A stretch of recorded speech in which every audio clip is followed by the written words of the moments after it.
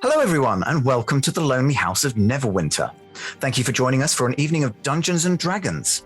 I'm Sean and I will be your Dungeon Master for tonight. We are excited to be streaming at twitch.tv/RollTogetherRPG. For those who are new to Dungeons & Dragons, everyone here plays fantasy characters in a fantasy universe. The 5 players each have their own character, with sheets that tell them who they are, what they can do, deepest secrets, whether they can read wizard scrolls or not. None of them can. And, what dice to roll, which mostly will be this, a 20-sided dice. 20s being the utmost good that someone can do, and 1 being the most hilariously awful that someone can do at the most awful moments. And whilst they play their characters, everything else in said fantasy universe is played by me. People, monsters, swarms of hairless hyena cats, etc., etc., etc. Between me describing the world and the story, the players describing what they want to do in it, and some dice rolls to keep things unpredictable for all of us, we will tell our story. So speaking of our players, let's talk to them. So I've been picking a different way of going around the circle each time. And today we are going alphabetically by your first cantrip. So yeah, I know, keeping it interesting for everyone. I've only got one. I've got none. You don't go. You've got no. You have no name. Oh, no, I do, because I'm my race. Yeah. There's a reason I went cantrips instead of level 1, which was my first thing, and that's because 2 of you have the same level 1 spell. But I'll stop dithering. David, you are in fact the first to go because your first cantrip is Dancing Lights. Who's got the same spell? Who's got the same spell? Oh, it was Cure Wounds. So whichever 2 of you have Cure Wounds. Well, do you know what? I'm so happy that 2 people have Cure Wounds. Because I think we might need it after this. Hello, yes, I am David, he, him, playing Eltrion Goldfingers of Blodra, the half-Rao sorcerer with, I was going to say 1 golden arm, but it's now 1 golden arm and an increasing amount of skin. Slightly concerned that this campaign might end at the beginning of this session, but hey, let's see what happens. Everyone's got their alts rolled up, right? Any carry an ult? Any key memories from last session? Those fucking irritating hyena magic ass fuckers that I just want to kill because they're so frustrating, and it's as if everything in this house has been designed to fuck my character, which is very irritating. But well done, Sean. Good job. Are you having a good time, David? I think that's the important question. Are you having fun? I'm having a time. Okay. I'm having a time. How good it will be will largely depend on the result of this ensuing combat. You. We'll determine that shortly. I'm having a wonderful time playing with all of you, I'll say that much. Aww. Okay, right, well, no one said it back. Not one of us said it back. I'm enjoying playing with David. Yeah, if you're in a group and you think nobody's that person, you're that person. We've just discovered that. We love you, David. Yeah. Thank you, I appreciate it. Liz, Barley is next with Eldritch Blast. Oh boy, well hello, my name's Liz, I use she, they pronouns, and I'm playing Barley who uses she pronouns. I think Barley's having a great time. She's eaten some termites, which, is a new thing. I believe there's still some termites in the old pocket. Yeah, and now we've discovered this new creature that's come out of this box, which had a note on which we completely ignored. Yeah, I think it's going to be interesting. I think she's inquisitive. It's an inquisitive time for Barley. Excellent. Okay, well, going down my list, Lola, Swaski has friends. Yes. Oh. So fucking useful. Steady, Sean. Well, good for Swaski, I guess. After this, because they'll all be dead. Yay. So, yes, I'm Lola. Pronouns are they, she, and I'm playing Swaski Stargazer, whose pronouns are they, them, and yeah. Generally, kind of thinking, well, like, I gave everyone the option of not messing about with this fantastical chest that said keep in, but like I'm just not going to take responsibility for it now. But I'm running away. Probably not going to run away, but feels like it. I mean, you did freeze 2 of the doors shut, so you've only got one option at the moment. Yeah. Choices were made. Yep. It's not permanent. Just saying. John, Juliet's one cantrip, light. Puts you forth. Hello, everybody. I am John. I use he, him pronouns, and I am playing Juliet de Clidero, who uses she, her pronouns. Do you anything particularly that was memorable from last session? You know, such as being the one who took the note off the box? Yeah, Juliet's having a lot of trust issues, I think. And is quite a friendly, Why? outgoing person. She's not used to this. She's used to the trolls and the ogres and monsters of the Evermore who have problems, but are quite upfront about them. And here everything's a bit duplicitous. So she was having lots of trust issues and then didn't trust this box when she obviously should have. So now she's in somewhat of a moral quandary and is stood right next to a gibbering mouther. But she's very curious about these owners of the house, currently carrying around one of their faces in her pocket, a facsimile of, not their actual face. We've not got that far yet. Give it time. I think that was the creepiest moment when Juliet tore the face from the painting. I was like, all right, Juliet, what's going on, babe? We all got cursed, it turns out, by a flesh sack exploding that used to be a human and us breathing in the spores, and that was the thing that you found creepiest, Liz. Well, you know. From Juliet. Apart from Juliet. It's the only one that doesn't currently have a curse. Give it time. I'm sure. Oh, am I still the only one? Yeah. Yeah, you held your breath. Swaski also doesn't have the flesh creeping curse, but Swaski may be cursed by Vargwheels, so... Mhm. So, everyone apart from you is fucked. And speaking of other people who are fucked, Chris, Murray, you have a mage hand. I mean, sure. I mean, I do. I have mage hand. That's going to be the thing that saves the day. It's a little rat mage hand. I'm Chris, I use they, them pronouns. And I'm playing Murine, who also uses they, them pronouns. And Murine is a swarm keeper ranger. And, my rats are dead. They're not. But I think quite a few of them probably will be. One rat so far has died. Look, on the ground floor, one rat died. On the first floor, no rats have died yet. That's as far as we've got, and we'll have to see what happens. But I'm scared for my rats. We have Terence, Ted, and Marguerite. Is that correct? Margarita is sadly deceased, but He was my favourite. Margarita is sadly deceased, but Stuart, Terence, Ted, Clarence are all fine, and you've not met Septimus, Thomasina, Godfrey, Raffaello, and all the others. I want to know the rules of this plague, because if it's spread by touch, when I very clearly didn't equip that cloak, just saying, then surely, why aren't all of Murine's rats improved, infected, if it's spread by touch? My rat's technically magic, not real. Yeah. Well. I mean, they are real. What's the point of being specific in one's language these days if you can't use it to weasel out of situations? Anyway, before we attempt to weasel out of said situations, I have some admin to do on the stream front. So this stream will run for 3 hours, and there will be a roughly 5 to 10 minute break somewhere in the middle. We can't say exactly, as we are improvising, and it will largely depend on who dies and when.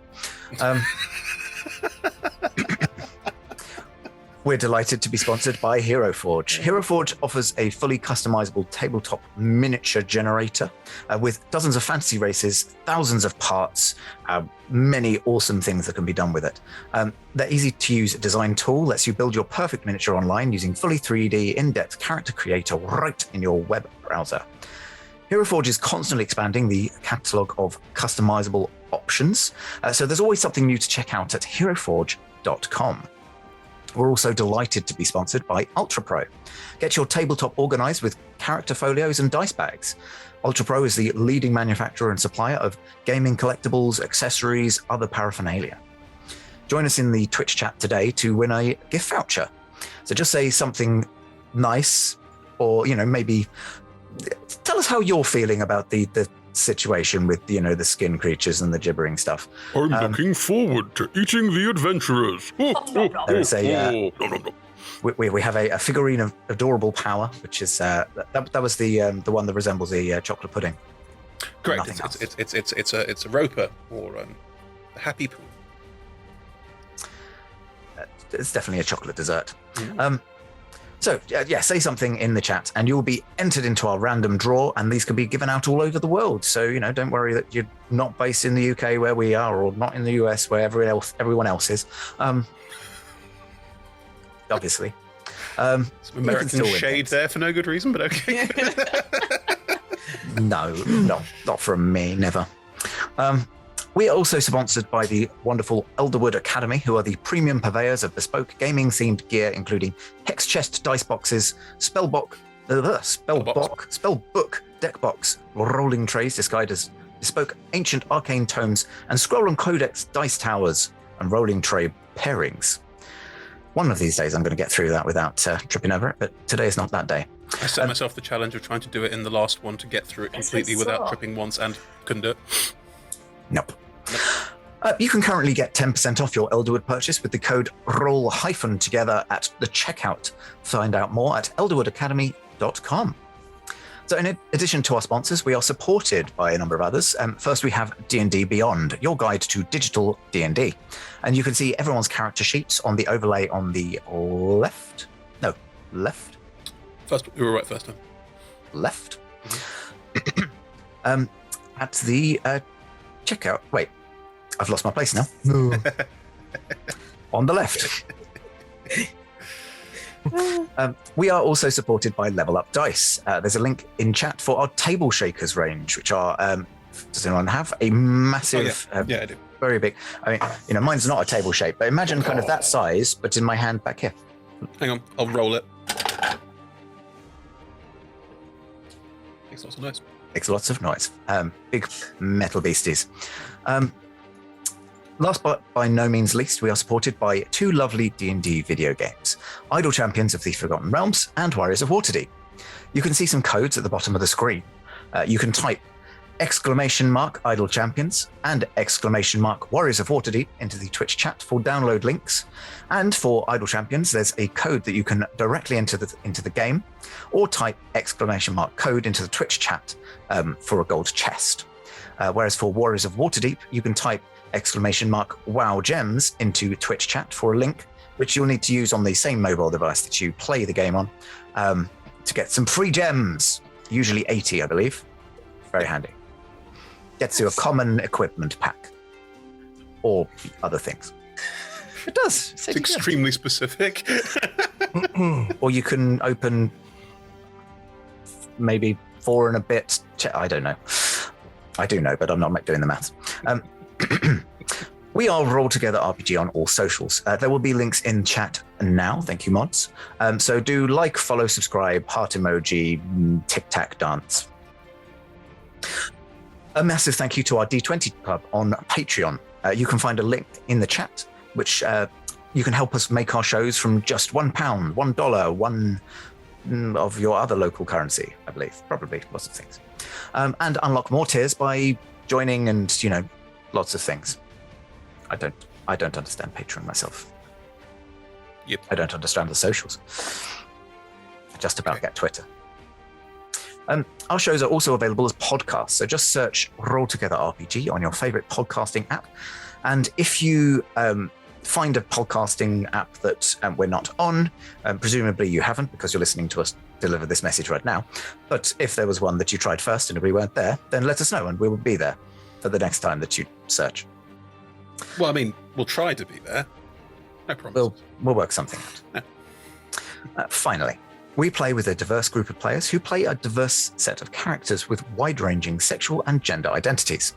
Our tables are trans and GNC positive, and we encourage and champion trans and GNC players and characters in our games. The DM and players may portray characters that are of different gender to their own. We aim to avoid misgendering, but acknowledge that it does happen, and have a company policy in place for correcting people on pronouns. If we miss an instance of misgendering, we are open to being corrected, so please do just let us know if you think one has been missed. It's going so well, nearly got that one. Anyway, let's roll the intro.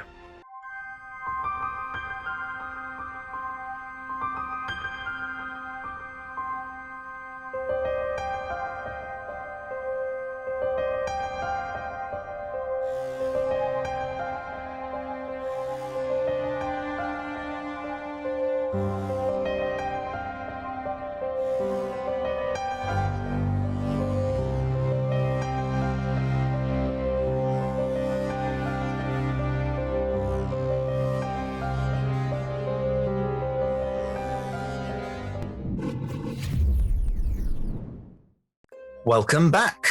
So, last time, you had already entered the house. You spent quite a lot of time in the 10 by 10, whatever it was, square cloakroom, trying to work out how to open the door, or how best to open the door. You managed to, get past this first obstacle and discovered a trail of what later turned out to be termites, which had been gnawing their way through the floorboards. You found yourselves, Juliet and Barley and Murine and one of Murine's rats were kind of in the parlor of this area when the floor collapsed under them, and they were shown the horrific contents of the basement, which if you want to know more about, I suggest you watch episode 2. There was also a painting which you believe to be of the people who reside in this house, which Juliet Defaced? Yes, obtained a portion of with the I didn't do something stupid like stick googly eyes on them. Could you imagine? Juliet's on the rob again. So the portion with the face of one and the kind of blurred visage of the other. You were looking around the house. You discovered that there were weird hyena-like, cat-sized but hairless creatures, which you decided not to fight. Which is fair. They multiply every time you cast a spell, but these are the choices we make. You found your way to a library where you were able to find a number of scrolls, some scrolls which were you determined were all wizard scrolls, and unfortunately, therefore, of no use to you, but it did tell you a certain amount about the residents of the house. You managed to find your way into a study where there were more scrolls, but scrolls for spells that you had never heard of, and which I believe even now we are still puzzling over the relevance of. But they were kind of trying to work out. They were all half finished spells, and there was an orrery which turned out to have a secret compartment which you could open, and upon which was a note that said "Keep in." However, everyone was slightly distrusting of this house and the voice that came from within it, and decided that anything that said "keep in" is not worth listening to, and were promptly wrong, as seeping from within it, a gibbering mouther came forth. We will not learn that lesson. I'd like to make a point of order. Swaski was like, no, I think we should leave it alone. And other people were like, no, we shouldn't trust the house. We should take it off. So I'm just like, I still maintain that keep in is a weird instruction. Keep out is Wasn't clearer. specific, was it? It was, yeah. And also it occurs it's not an orrery, but an horrible. I just spent a good 30 seconds going, is keep in an anagram? Is it one of the Sean's anagrams again? And I don't think it is. I think it's just a pun, keeping on fucking the party. Unless peeking is a thing. Pekin. Is that a pekin? So, gibbering mouther was originally a duck. Or some kind of, or peanic, which isn't a thing. I'm sorry.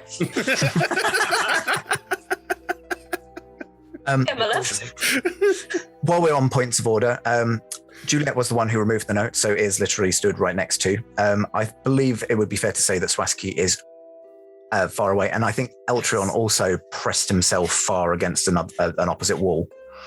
yeah, Swaski is just going to back the fuck up. Yeah, I was pressed against the wall next to the door that we haven't. I believe I seem to remember that was possibly the case. Yeah. If that door opens out into a cupboard, I'm going to laugh myself to death. Well, you I ain't got many options. I ain't got many options, Chris. Not gonna lie. If for some reason you managed to fall over and started laughing a bit like Tash's hideous laughter, you'll just be consumed, and then it'll be fine. This is the truth. Can I ask a couple of housekeeping questions? Okay, Am I not relevant? It's probably been covered before, but just so I'm absolutely aware, how big is this room, and is the mouther in the middle of it? The room is precisely 25 by 25 feet, and we've already discovered that the Grimishkas multiply when within 30 feet of one. So That's what they're called? Okay. Grimishkas, yeah. Grimishka. You don't know that, but that's what they're called. Might be one of these scrolls. Yeah, so I would say kind of in terms of distance from the Malther, you've kind of got probably Murine and Barley about 10 feet away, Juliet right next to, and Eltrion and Swaski on the kind of And 20 are feet we all on apart. the same side of the room relative to where it is? So it's kind of in one corner, but away from the walls because the orrery was not quite pushed up. Okay. And did it take some time to materialize, or did it instantly appear? I.e., would there have been about, say, 6 seconds while it was becoming corporeal where we could do shit to it? Surprise round. I will say that you were probably struck with horror as this thing kind of seeped out and you worked out what it was as the teeth kind of fell down and then formed into mouths and eyes and such. However, if there is something that you wish to do before it becomes fully dangerous, I will say that Run the fuck you can away. do this. Definitely got time to Could soil I- my pants. Could I just follow up on the housekeeping? So the Malther is against the south wall. It's right. No, so the desk is kind of in front of the window, which is the south wall. Okay. The orrery is kind of in the northeast corner of the room. Ah. Ish. So the Malther will kind of be somewhere adjacent to that. Which is by where one of the doors is. Yes, yeah, you've got I think it's the larger door. Where's me map? I've got a larger door near the that's not helpful. There we are. Oh no, it's the same size. So in the directly center of the room, you've got a door, and then somewhere kind of towards the top on the western wall, you've got another door, both of which currently frozen by Eltrion. You can drop as a free action, though, right? I will say that you can have a round before the Malther gets into completely solidified. Yes. I think it's wise to try this other door and see what lies behind it. Well, let's see what people do on their turn, because for now, I would wish that No you all initiative. roll initiative. Oh, okay. We're doing it turn best. Yes, I think that's the fairest to ensure. Fair enough. It's certainly 15. fair if this is no. Does that mean that technically it's a surprise round against the Malther? I'm just checking. I think not. It's not surprised because it has suddenly been released. So It knows that we're there, so it's taking its time to form. I understand. okay. So that was a 15 from Myrene, I believe. Correctly, Correctington. Anyone else want to shout a figure out to me? 14. Okey-dokey. Swansky. 13, keeping the straight going. Who got 12? There's a 9 for Barley. John, what was yours? Here she comes around the mountain. That's 20. Dirty. Hot Worth waiting damn. for. Yeah. Hot damn. Waiting for what? Oh, Okay. Oh, you look tanky. You look like someone who really wants to just put themselves in between me and something that can hurt me. Remember that time when that voice in your head said "Protect Eltrion"? Remember that time? Is that an impression of my god? Does your god quietly whisper in your head, kill them all? Like, is that what's happening now? All right, Auntie Dawn, whatever you say. I know she's rough, isn't she? Kill them all! Kill them all! Rough as arseholes, I believe, was the. However rough arseholes are, I wouldn't know. I've only got one. Want some smoothing over at this? Anyway, carry on, Sean. Carry on. This is taking a You turn. carry on. Speaking of taking turns, Oh, this is just part of that one there. speaking of taking turns, let's get into the turn order. And Juliet, you have just unleashed the Malther that drools out of the thing. What would you wish to do with your free first action? I will pop a bless on myself on the ones who look a bit weaker in the party. So to Swaski and to Eltrion. There you go. My god told me to do it. So Save you're, Nice. you're all blessed. I'm Okay. not going to run away. Right next to it. Yeah. Do you want to step away? I will I will say I was because gonna it's do forming. that on my round. I thought surprise was just an action. You can get a full turn. Yeah, I have a full turn. Yeah, 5e is weird when it comes to how surprise works. I'll be kind because I have a feeling, it might be my last opportunity too. I'm gonna get at it. I'm right next to it though. Yeah, But it's not formed yet. So I will move 10 foot away from it. The room's not that big. I want to keep my shield up and protect my teammates. So kind of interposing myself between the exit, as in the door we haven't been through yet, and the Mather, and say, get behind me, lads. Okay. And the puddle does kind of bubble towards you as if it's kind of sensed you there, but it's not formed well enough to actually make any kind of attack on you this time around. So yes, you've moved 10 feet away, and I guess not behind anyone else either. So No. And if there was anyone in that area, I'd stop and just get in front of them. And those 3 of us blessed feel a little warmth of the sunbeam around you. first time in a while. In her mind, Juliet hears. Thank you. Maureen is next.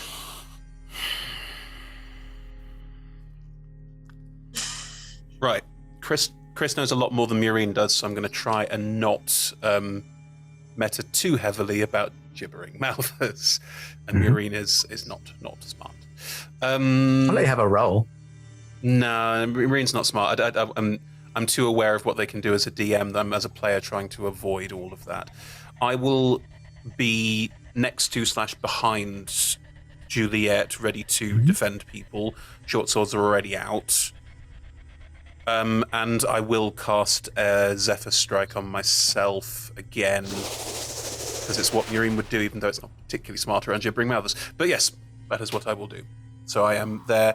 I can't hold an action for the surprise round, can I?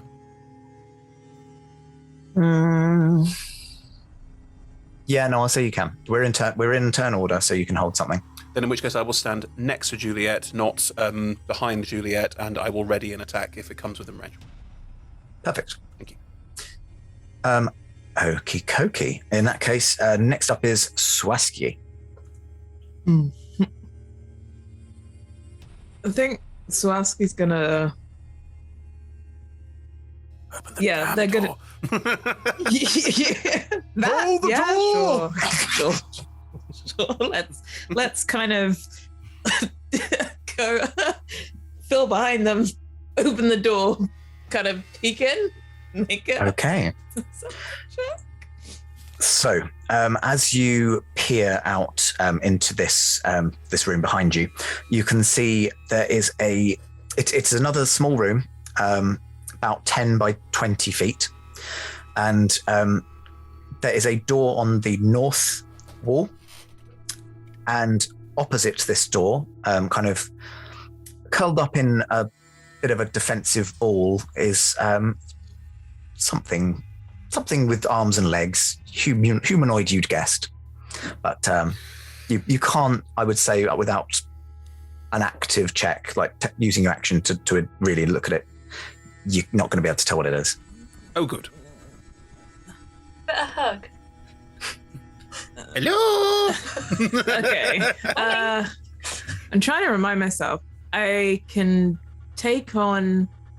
I can wild shape as a bonus action into my starry form. So I'm gonna make an active perception check. to Okay. see what it is. Roll me a perception check. That's so bad. It's What the did you thing. get? You can move closer.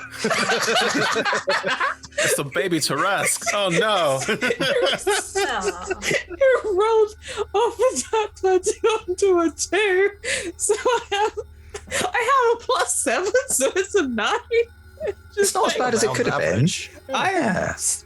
I'm just like, It nope. is the second to worst Nope. roll that they could have made. But a 9's around average. What an average person says. It's not too bad. That's a good modifier right there. Yeah, that's the only reason. I've literally just gone, nope. I would say with a 9, being kind of about average, for a quick peek around. You can't tell what it is, but I'll tell you that it seems to be wearing random bits of armor. It's quite large. So one of the bits of armor, instead of like a shin guard, it seems to have more of a kind of breastplate, like slightly hammered around its thick leg. And yeah, it's kind of got mismatching bits of armor all over it. It has branded into the side of its neck some letters. However, with a 9, I'm not going to tell you what those letters are. And yeah, it seems to be kind of just hiding its face behind its knees, just curled up in the corner. I think as a player, it's possibly the homunculus thingy that they were trying to summon, but as a character, Zawaski's just like, don't know what the fuck that is. Maybe I should close the door. No. It's just like, She's no, going, sorry, Bob. That's a non-threatening posture, right? Yeah. That's a defensive posture.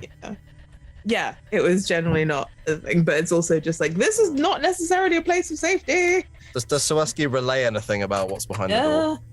Something in that room too. It's basically like, Something there's aggressive? a human-looking thing in armor in that room. Don't know what's going on here, and that's fucking terrifying. Today just took a turn. So we'll bonus action starry form into the archer. So like draws the symbol of a bow in the air and like smashes it against their chest. Awesome. And that's everything on your turn. Eltrion. Zawaski's standing in the doorway. No, I've kind of opened it, poked my head in, but not like gone into or like blocking off the room. Cool. Now that Zawaski's pointed out there's something in there, Sean, would I be able to see not more, but the same amount of stuff by looking myself as well? Because it's what I expect to see. Yeah, I would say that if you want to take an active check to see if you find more, then you can, but you can see at minimum what you've already has been described. I think that's kind of enough that I would go to kind of to stand in the doorway, kind of with my back on the horizontal, so I can look both ways and see what's happening. Mm-hmm. Has the mound formed enough to be attackable at this point in time? Because if I can't use my action to attack, I might as well make a check. Oh, good. I would say that it's still kind of pooling, and the flesh is kind of piling up into a mound. You could probably make a bit of a check, but a bit of an attack, but it will be partially covered because it's not all there yet. How would that affect magic? There is a corporeal form that I can magic, or not. Yeah, there is a thing. There is something that you could target. So cool. Yeah, this is getting complicated. I'll tell you what I want to do. Mm-hmm. What I want to do is mind slither it and then use hasten spell to hit it with dissonant whispers. Quicken spell. I would. Yeah, no, I got what you meant. Yeah, I would say that there's enough of it now that you can probably target with stuff. Has it formed ears? Did it ever have ears? There are elements that look like they're kind of like a bubble forms and then it just leaves a hole that is ear-like. So into narrative mode rather than player just describing stuff. So Eltrion's standing in the doorway like this, just looking a bit panicked, nods with relief at the fact that Juliet has interposed herself and Murine stands at her side. Tries to share a little Zawaski like, this is not going well. And then just decides to, reflectively lash out with the mind on the bubbling form that's come out of this thing, safe in the knowledge that it's probably not friendly. So that'll be the first attempt. See how see how that resolves. Why did you hurt me? I'm just a friendly mouther. I'm silently free. That is an intelligence saving throw. Intelligence. Mouthers famously intelligent. Well, I rolled a 5, and I've got a -4. So that is a non-natural 1. That will not be enough, I'm afraid. So first resolution takes 4 points of psychic damage. And it also takes a 1d4 off its next saving throw before the next of my turn. So I am going to use 2 of my Mook sorcery points, hoping that at some point we get a short rest, I can use this item. And I am going to cast with a quickened spell. So thinking quickly, Eltrion's hands move in a reflexive gesture and pushes out with words that are almost sort of on the side of hearing for everyone. It makes you feel slightly uncomfortable, a bit tingly, and just directing it into this form, filling its mind with thoughts of all the horrible things that I could do to it. And I'd like to make a wisdom saving throw. Wisdom. Okay, well, slightly better, but probably not better enough. With 10. disadvantage. Oh, with minus. minus a d4, but that's Minus minus D4. 10 wouldn't be enough. Well, I'll tell you what I got. It was a 7. That took 3 off. So I hit it with the Dissonant Whispers. So it takes 12 points of, I think it's psychic again. Nice. And let me just double check. Crunch. Yep, psychic damage. And as a secondary effect of that, it has to move as far away as its speed allows it to from me. Okay. So the puddle starts to kind of form itself and pushes itself up against the wall. It's only moving about 5 feet because that's where it was forming, but it is now against the farthest one wall. You've got Juliet and Murine in the center of the room, Barley just behind them, and then Swaski and yourself on the other. I'm sort of backing up, and it's just free action. Like, are we running? Are we fighting? What are we doing? Lola, I just saw you had. Yeah. So I've reading my thing. I was like, I get on activation, I get a ranged spell attack. You In my Okay. sorry form. Yeah, I'll let you take that now. Sorry. No, it's all right. Whether I hit it. Double whammy. It nearly was a 1, but it's now a 27. So That'll hit. 27 to hit. Roll your damage. 8 damage. Radiant. Okie dokie. Cool. All good. Right. In that case, Barley, you were up. Okay, so seeing that 2 of my friends seem very worried about this creature, but then seeing that 2 other of my friends are sort of standing up to it, I'm going to try and be as brave as Juliet, and I'm just going to sort of move to the right near the desk, so I'm 15 foot away. I'm going to use my bonus action to cast, well, to use a Hexblade's Curse. So you'll all kind of smell, I guess, rotting and burning leaves as that happens. So what happens there is I get +3 bonus to damage rolls, and if I score a crit hit of 90, if I score 19 or 20, it counts as a critical. If it dies, I get 9 HP. So that's my bonus action. Mhm. Then for my action, again, you'll see that tattoo on my face begin to sprout out towards the creature. I'm 15 foot away, and it can do it at this distance. Sweet. Let's see. So these inky tendrils are going to reach out to the creature. Could it make a strength saving throw for me, please? Yes, and that is only an 8. Okay, that's not a 14, so it does not succeed. It takes 3d6 force damage and is grappled by me. Okay, what's the By the 3d6? face. By the face. So it just my tattoos, like these moss tattoos, just kind of lurch out to this creature, hold it in place. I'm happy that it can't get to my friends who are trying to run away from it, and my other friends will be able to do something as well. And so it's basically held in place where it is. Correct, yeah. Okay, By the Damage-wise? face. Damage-wise, that's 13 points of force damage. nice. Add 3 to that, so 16 in total. As an action, the creature can escape the grapple by succeeding on the strength save or dexterity acrobatics check. And it also ends if I halt it. But I guess next turn, it's not specific about when it can do that. So I guess at the end of its next turn. Okay. But right now, it cannot move. Good to and that's- know. I'm gonna stand there with my face tapped. There's some Evangelion shit. If it's as an action, it'll be on its turn as its action. There you go. Okay. So, the Mouther has now. You can see that the droplets of liquefied, dissolved skin that form this Mouther have now ceased seeping from the orrery, and it is now towering at its full. It's medium, so it's probably not. It's probably bigger than Meereen, but not quite as big as everyone else. So it's just kind of this mass of skin and faces, and Gross. yeah.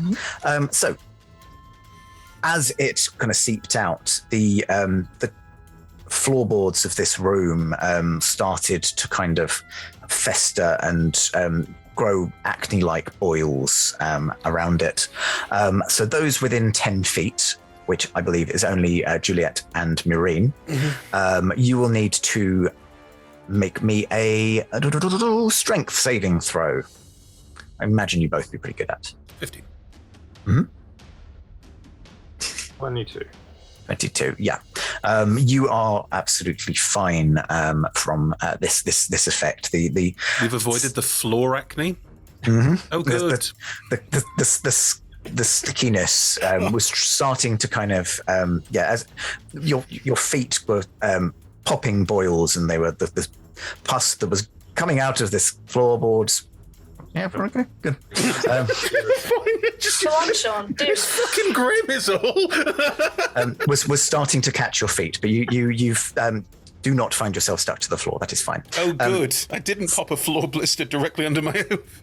Yeah. acne goop. Oh. At the same time, the mouthers, many mouths, start to gibber incoherently, and anything within 20 feet of the Mouther, which is currently 3 of you. So I'm afraid that is another check for Meereen and Juliet, and now also including Barley. A wisdom saving throw, please. As you can hear the horrible nothings that these mouths are whispering. 22 for Barley. 8. 18. So Juliet and Barley, you managed to steel yourselves against these weird overlapping messages that are being spewed out by the many mouths. Meereen, however, so you cannot take reactions until the start of your next turn, and you roll a d8 to determine what you do during your turn. So let's remember to do that on your turn. All right. And right now I've got to work out whether I want to do another thing or I want to try and break free. I think the Mouther is currently not too concerned about being held in place, and is instead going to use its ranged attack, Blinding Spittle. A couple of the mouths kind of start puckering up and making horrible phlegmy noises, and then just gob this horrific sputum-like liquid at the wall next to Swaski. Oh no, it's within 15 feet of it, so it'll have to be a wall near to Meereen and Barley, I think. Yeah, Juliet would be on the other side, so just out of the range. Oh, hang on. No, within 5 feet of the flash. So actually, I can spit it at a wall. I can spit it at your feet. I'm going to do that. I'm going to get all 3 of you because, I can. I just thought a wall would be more fun, but no. It spits at your feet. So is the blinding spittle phlegm now mixing with the floor acne pus? I'm just checking. Will our feet be blind? So, this is Hang on. Oh, sure. Hang on. Point of contention, just to throw it in here. I'm 3 foot tall, so this would affect me, but Barley's about 7 foot tall. I am a If you- tree. So if you hit the floor and it's a 5 foot, It's fine. I'm I mean- a creature. I am medium. It's fine. The point it can see surely could be Barley's midriff. So It's a good midriff. I'm just going to get. Spare you. I'll submit back. Barley didn't skip ab day. I'm just going to get the 3 front liners again. I'm afraid. So, this is a dexterity saving throw. do I get any Oh, disadvantages because I'm currently gibbered? It's You are a gif. I'm a gif. Rules is writ that wouldn't occur until your turn. yeah. It says you can't take reactions, but there's nothing it's forcing you to make a dexterity saving throw. So Okay. no, I think you can take it. You're not at any disadvantages. Doesn't really matter when you're rolling that one. Ooh. I got Oh, that too, so. Who? 19. the dice want it to happen. Sorry, Liz, I didn't quite catch. Oh, 19. 19. Okay. Solid midriff. So my midriff just went, no, not today. I mean, I would say probably because it was your midriff, you're less kind of, it's less visible to you where it's been seen, whereas the other two kind of watch this. Watch out! Poof. I think Completely. it's safe to say my abs repelled the spit. I think that's what happened, Sean. Bit repellent tabs. Yes, you heard it here first. Yeah. Murine and Juliet, however, you are blinded by this Oh, good. blinding spittle. So great. yes. Sorry. Hang on. The brakes. I've not taken any damage, so I haven't got to roll a concentration check. Never mind. No, you haven't taken any damage. It's fine. You just yeah. Very, very Great. dazed and confused. All okay. That is its turn. So, Juliet, you are blinded until the end of the Mouther's next turn. Okay, that changes things then slightly, doesn't it? I will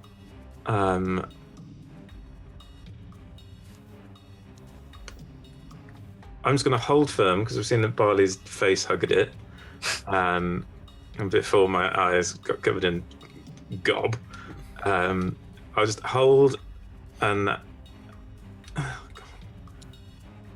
yeah, I'll just hold an action in case. Was I aware that the gibbering affected Murine? I probably started screaming. Yeah, I'd say there's probably, cues. I'll try. I was going to wait till my turn, but yeah, Murine's not okay.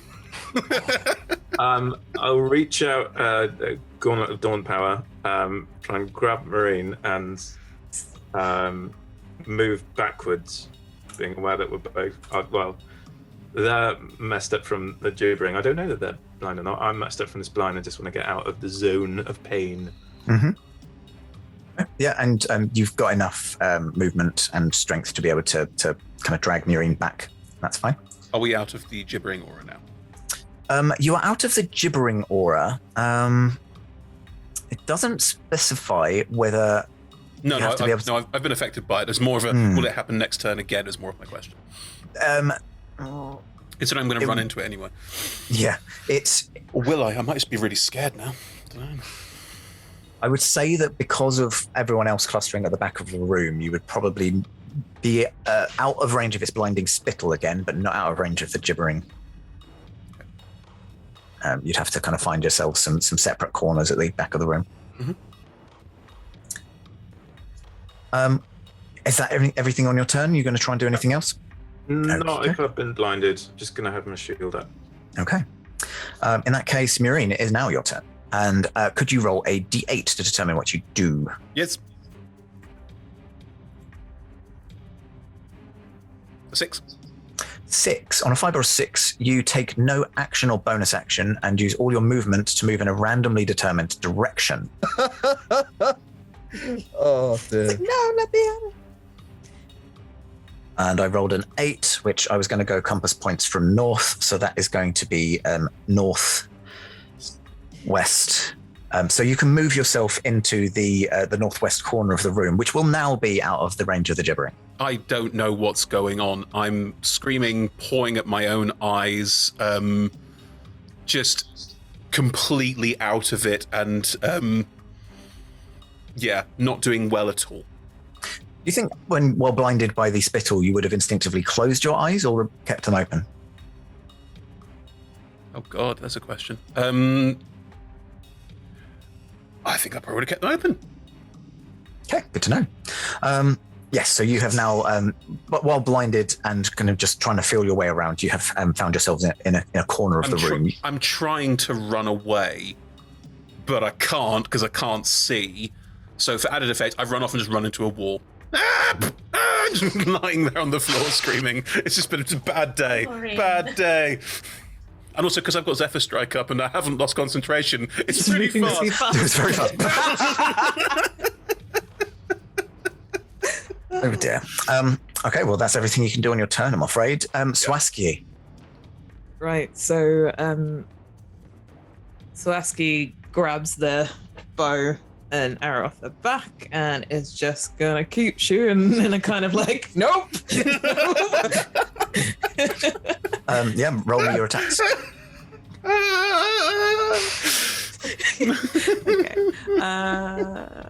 Attack. Attack. 14. 14 hits, roll your damage. Oh, 3. No, 3. Oh. Ooh, 3 damage. And you're That's Radiant so Bolt good. for your bonus action, right? Yeah, I'm like, how many spell attacks do I actually want to do? I'm like keeping track of how many spells we're doing. Yeah, fuck it, why not? I mean, that's the whole point of this starry form, isn't it? Ooh, Don't worry, I'm keeping track of how many spells you're all doing as well. I know. You can outside the door, you can just hear 22. 22 hits, yes. 12 damage. Nice. Okay, much better. Yeah, that's one way to break open the doors, is just there's so many from Ishka that the door just bursts. It's a sea of hairless hyena cats just tumbles in. I'm imagining that the what's called starry form, like archer bow, has kind of superimposed itself over my short bow, so it's kind of like I've shot once with the normal bow, and like this after image of kind of starry constellation energy is following it in a. Nice. That is super cool. Any other attacks, or is that No, that's my action and bonus action. okie dokie? And you're staying put. Yeah, I don't really want to move into the room, and I'm just like, yeah, there's nothing else I can it's do. great in here. No. I'm talking about the other room. Oh, no, that one. It's great out there as well. Yeah. Okie dokie. Right, well, if that's everything on your turn, that means that Eltrion, it is your turn. As a bonus action, I want to try and telepathically speak with the figure in the room down the corridor. And, Interesting. Just say, if you can understand me, we mean you no harm. If we need to escape this thing, come towards you. Can you help us? Fuck you. Sorry.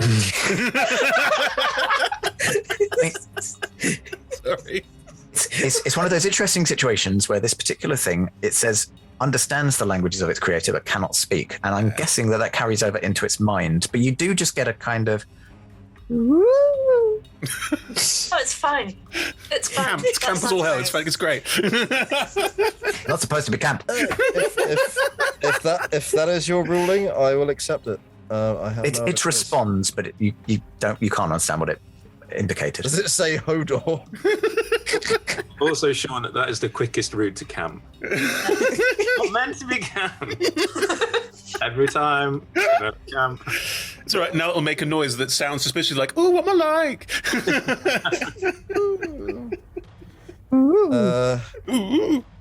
I'm going to, start slowly making my way down the corridor, keeping line of sight onto the thing, and basically looking to see if it makes any reaction that's aggressively. I've told it that I'm coming down there now. I don't mean you any harm.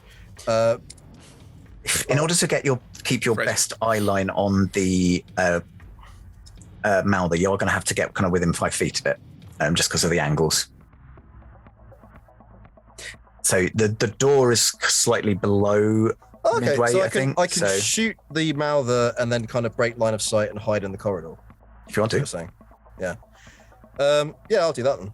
I'm gonna shoot it with, hearing these from outside of the door and being like, spells may not be the way here. I'm going to shoot the Mouther or attempt to shoot the Mouther with my light crossbow, which is a good 1/4 of my encumbrance allowance. So I'm glad I got to use it. Thanks, chat, for pointing this out to us. Yeah, Do your arms sort of shake awfully as you hold it? You try and hold the weight of this crossbow.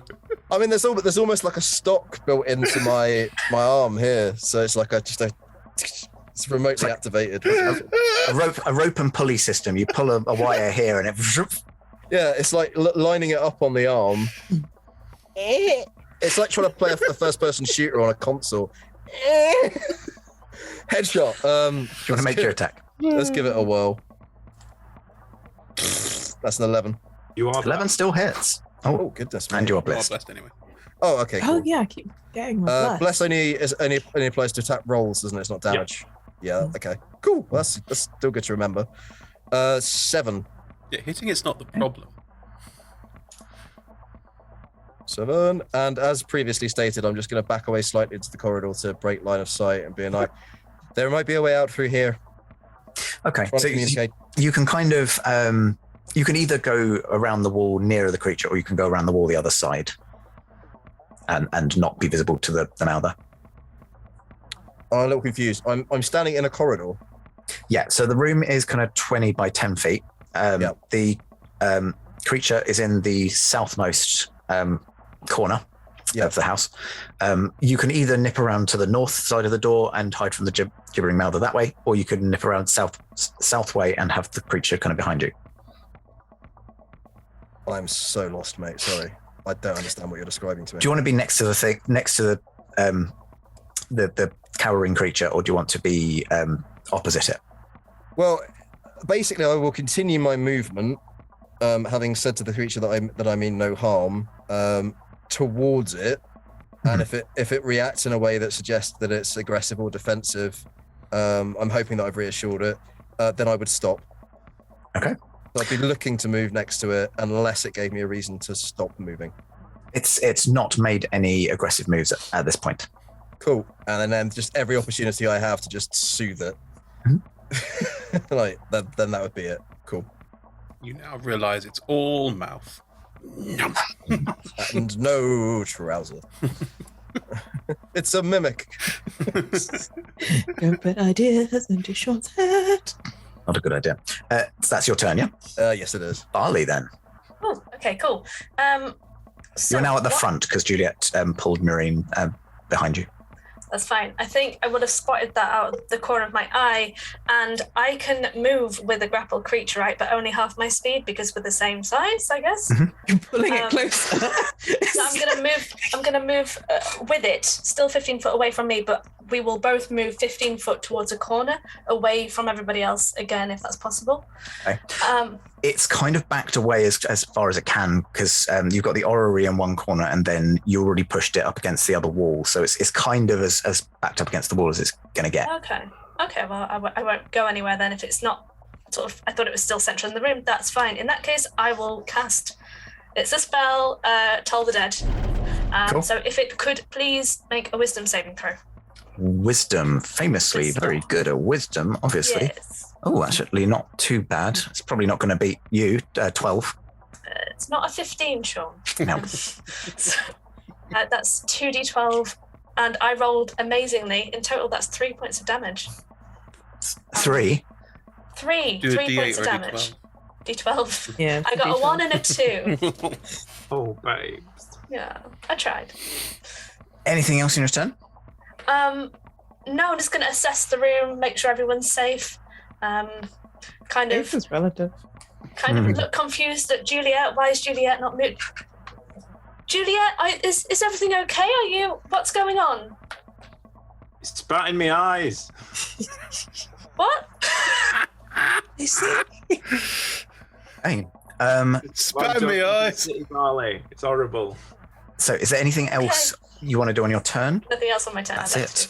Okay, so everyone is out of its aberrant acne ground effect. However, Juliet and Barley, not Murine, because Murine conked themselves out in a corner. But you two are now within the gibbering, so would you both be able to make a wisdom saving throw, please? Jesus.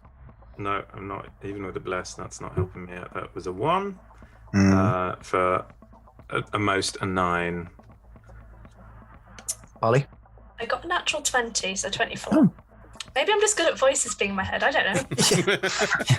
You're not fast. You just lost count of them now. Okay. So on Juliet's turn, you are going to be doing a random thing, potentially, depending on what the dice tell us. 5. Huh? 5. It was a D8. We'll keep that. It is a D8, yes. It's on your turn, no, it is your turn. Not yet. Malther's got an action. Oh, wasn't that enough? It's currently. I could either try and blind Barley, or I could try and get out of the grapple. I think I'm going to attempt the grapple. That's not going to do it. 4. Nope. So it stays put. It can't You're use. mine. You're my pet. It can't do anything else with its turn. So it is now Juliet's turn, and you rolled a 5. So you now move in a randomly determined direction. I love how keen I am to suffer. Let me roll now. I rolled a 2, which would be northeast. So you're actually moving towards the Malther. You're doing it, Juliet. You're doing it. You are See now, right? you are stood right next to the Malther currently. So brave. But you cannot take an action or a bonus action, so that is where we must leave your turn. Sorry for you. That's right. Marine, you were only blinded until the Malther's turn, so you regained your sight. And Okay. it When does the gibbering wear off? it says until the you can't take reaction until the start of your next turn. And do the action. Yeah, you can't take reactions when you do the action, so that's all done as well. Great. It doesn't say anything else. So yeah, you're free to do as you will now. Okay. I will snap out of it. Not fully, not like I'm fine now, more of a sort of a look up, look around, see that Juliet is stumbling towards it, looking kind of like, do you not know where you're going because you're still blind, or what do you... The blindness would have run out at the end of the Malther's turn, so now it's just confused. Are you sort of confusedly stepping towards it like you're... Yeah, I imagine she's still rubbing her eyes. Gotcha. Cool. That. She's got this thing going on in her head. It seems like a good direction to go. Yeah. Sure. Right, so I've still got Zephyr Strike up. I'm going to... how far away from it am I? You are in the north compass points west corner. It is in the as northeast as it can get, so kind of 25 foot. Okay, so I could run 20 foot in and 20 foot out because I have 40 feet of movement and still attack it because 5 feet of reach. Yes. Sweet. I'm going to do what I always do in combat and just use my abilities and run in, slash at it, do a sort of, like, probably sort of leap off Juliet, do a sort of cut across it with a backhanded slash. I get 2 attacks if I'm not using my bonus action, which I am not, so it'll just be 2 slashes, and then I will, again, zoom out to the far side of the room. And again, because the Zephyr Strike is on, it's almost blink and you'll miss it so quick. Ooh. 2 attacks. I'm not burning the Zephyr Strike, so I don't need to do that. I'll make it my favored foe on the first strike. Mm-hmm. And that only does once per turn. And the rats also do extra damage once per turn. But I also have 2 attacks and... Oh no, I've got extra attack, I've got 3 attacks. Mm-hmm. I will use them all. Right, good. Slash. First attack 12. hits. 21. Hits. Or was that the damage? No, I'm just rolling to hit. And 11. 11 also hits. So 3 hits. 1, 2, 3, d6 plus 4. So that's 5, 15, 23, plus another d6 for the swarm. 1, 24, plus the d4 for favored foe. 4, 27. Have I missed anything? No. 27 points of damage. Nice. And then probably if there's can I go from the corner to the corner while stopping off at it on the way effectively? So Okay, so yeah. does the aberrant ground affect me because I've gone into the reach of it on my turn, or does the gibbering affect me? Same question. It's the start of your turn. So I think I've been doing it at the start of its turn, erroneously, but it should be the start of your turn. So how do you want to rule it? It's up to you. no, you're good. You've zipped in and out. Hey, and I'm in the far corner, which I think is next to Barley because we were sort of crossing corners, weren't we? Barley, I think, is stood basically in the middle of the room, more or less. Which case, never mind. I've just sort of zoomed around everyone and then in the far corner, still twitching, still moving very quickly because I still left Zephyr Strike up. But Still screaming? yeah, still screaming. I think there was very much a like sort of a Doppler scream around the room. The corner just screaming loudly in the corner. Yeah, and all the rats are screaming too. So there's a little chorus of underneath it as well. Sing it, Terrence. Sing it. I'm not going to use Fury of the Small. I think there's something else I can add on. I'm not gonna use it. I did wonder if you would at this point. Oh, how many hit points has it got left though? How bad does it look when I hit it? It's difficult to tell. It's a pile of flesh. That's fair. But is it leaking other fluids? Yeah, but it was doing that to start with. I'm going to go Grand Old Duke of Fuck It. I will use it. 5 extra damage. Hokey cokey. 5 more. It is. Oh, shit. Never mind. No. Good. Fine. Okay, anything else in your turn? I think that's more than enough. Okay, in that case, Swaski, it is up to you. I mean, it's not up to you necessarily, but it's your turn. It is up to you. Without you. A bit much. A bit much? All on you. Yeah, I'm just gonna use my short bow again. That's an 18 to hit. That will hit. Roll a damage. That's a 2. It's all up to you. Do I want to use another spell? What is your dex mod?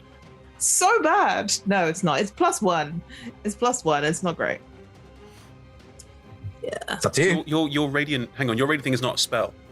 It is. No, It's it a isn't. It's a spell attack. That's not a spell though, because you form your magic is your stars form isn't a spell. It's not a Okay, level so spell. maybe I'm not doing spells I don't at think so. all. No, I think you are. Oh, maybe. I mean, it's kind of Maybe. DM fear. Obviously. Yeah. I've already decided that we should just massacre those cat hyenas. Yeah, They're so like at this fucking point, it's annoying. just like, Just okay. fireball the room. So are you going to use your next attack? Well, if it's not really a spell, then it's 24 to hit. 24 will hit, yes. Yeah. 6. So 10. 10 damage. Metric butt tons more of damage. Yeah. Anything else on your turn, or was that... That's action, bonus action. Action and bonus. Yeah, like it would be an action to do another perception check, right? So there's no point. Yeah. I can't do it. I'm gonna stay in my corner of the room and be like, no. Okay. In that case, Eltrion, you are now up. Well, what can I do? What can I do? There was a door at Right. the end of your corridor. There is. At the north of the room, there is a door. You can see that there is a slow trickle of water kind of just dripping from corners of this door. Sounds fine. Go for it. Freeze it. Freeze Probably it. worse. I could freeze it. Freeze it. I can make You. it So I could turn it into a terrible. fist and have it open the door for me. Yeah, Pour gasoline on this fire. Open the door. Like what side of the? Well, I mean, what side of the room is it? Is it like back into the library-ish? It's north. It's into the north of the house. So yeah, coming back up this I way. think it's a good opportunity to not open the door. Aww. And given that my options, It might be liquidized hyena rat. We don't know. yeah, but we're not going to find out this turn. Gird your loins. These expectations Fine. will have to continue. I will seem to be girded. Yes. Well, given that my actions consist of duplicating cat hyenas or shooting a crossbow, fun. the door. I'm going to take the opportunity to make an active, I don't know, investigation, perception, whatever on the figure. You're close enough that you could do an investigation. Yeah. Cool. Oh, well, that was pointless. It's a 4. I've lost sight of it. Is that including a modifier? Yeah. Oh, I could add a D4 for all the good it will do. Oh yeah, you've got you might as bless. well. Oh, do you know what I'm gonna do? I'm gonna use a sorcery. I'm gonna go ahead and assume that that's a failure. I'm gonna use a sorcery point to re-roll it. Okay. With plus bless. So let's see. Please God, make it worse. It's not much fucking better. And a 1 on the D4. So that's a plus the 2 for investigation. That would be an 8. 8. With literally as much modifiers as I can add to that. So clearly the dice don't want it to happen. I'll just sit in the corner and have a shit. I'd say there's probably more pressing things going on. So you're. If he needs the bathroom, he needs the bathroom. That's just, Classic Eltrion. Just bonus You're- yeah. action. I can't see the fucking things. It's in its mind. It's like, where the fuck are you? Can you help us out with the thing in the room?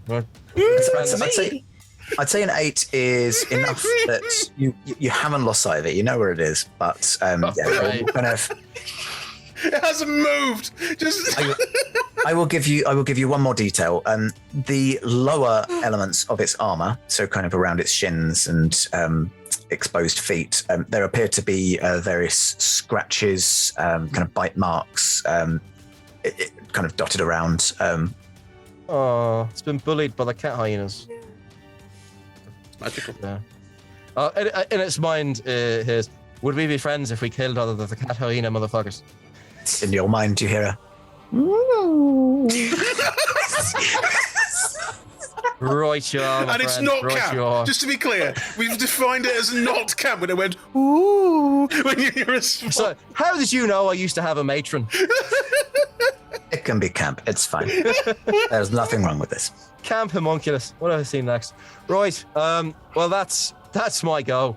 I will get into the corner of this room and just be, I don't know, chilling. Great. What a useful term that was. You got some information. I think That's true. Yeah. Yeah. That is true. You We've got rolled an ally an 8. It potentially. was very impressive. You just have to live to share it. That's all. All right. Well, in that case, Barley, it's your turn. You're in the middle of the Okay. room. So I'm pleased that Juliet's moving.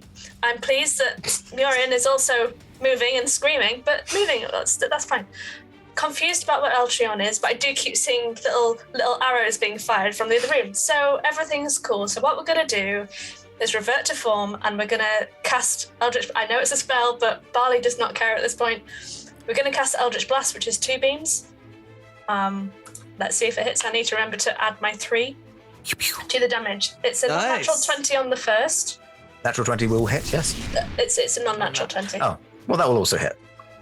So that is in total 8 plus 3, which is 11 for the first blast. Mm-hmm. And then for the second to hit, that is 14 plus 7, 21. Hits. And the damage would be 3 plus 3 is 6. 6. It is still standing. Is probably the wrong word, but it's still there. I'm just sort of doing this around my face so that I don't interrupt the tendrils. Throwing it. Just hurling eldritch Can you blasts around. see through the tendrils? I mean, it like I assume fiber I can just see optic? its little gross little face. I'm just sort of concentrating on that and sort of throwing. Is it a So- bit like looking down at present reference? Yes. See it at the other end. So it's Yeah. like the scenes in Does it Donnie come out your Darko face, when he. doesn't it? Or like a kaleidoscope, but just of mouths. Ooh. What is wrong with us? It's just like, Hello. To be fair, a kaleidoscope of mouths is pretty much a good description of what a mouth looks like anyway. But you know, Okay. It's also right. a really good indie band. Kaleidoscope of Mouths. It is the collective noun for mouths. 5? Is that everything on your turn? Sure. Okay. So, because the Mouther wasn't quite fully into the corner, Murine is within the 20 feet of the gibbering. Barley is also within 20 feet of the gibbering, and Juliet is right next to it, and therefore within the gibbering and the aberrant ground. Our two others are cowering away from this effect. However, I would like... Wisely. Cowering? They made Not wise cowering. choices. That is what happened. It was a tactical withdrawal, Ah, there we Your go. Honor. So, wisdom saves for... Murine, no. No. Juliet, and Barley. And then Juliet Oh, no. Bless. and... Hang on. Let me tell you what I actually got. And don't forget your bless. 10. 10 is the DC, so you pass. Hey. 7 past Sean. I'm just wondering. 7 does not beat the DC. 7 doesn't. Okay. And sorry, Murine as well. What was yours, Chris? 18. 18. Yay. So only Barley this time. It's fear. Fear is cutting through this. That's all that's happening. And can I also get a strength saving throw from Juliet? Same again, and I think Bless is going to really help me out. That's a 12. 12. Two You are natural also nines fine. on the dice. Thank you, Auntie Dawn. Save me Aw. ass every time. Okay. So on Barley's turn, we will still resolve the effects regardless of what happens to the gibbering Mouther in between. But yes, you have been gibbered. That's the D8 thing, isn't it? Sorry. That is the D8 thing, yes. Cool. Well, it's coming with me if it's still grappled. Just say.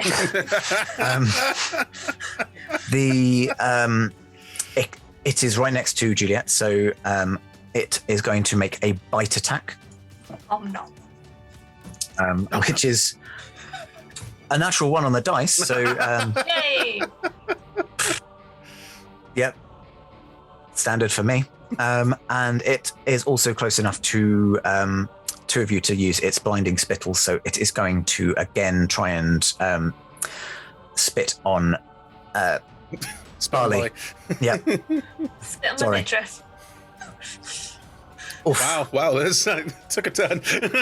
I don't know why I rolled, because I've just wasted a crit. It's you two should actually be rolling dexterity saving throws.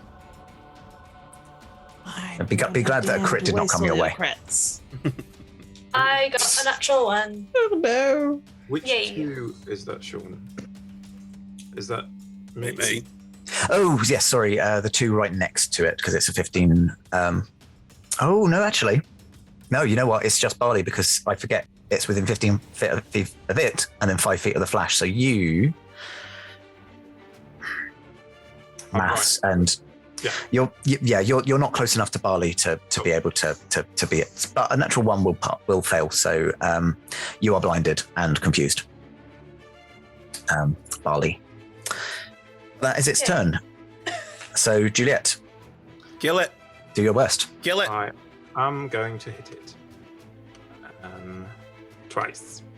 With my Okay. sword. Smite it. Do it, lass. So that's a 25. So 25 will hit.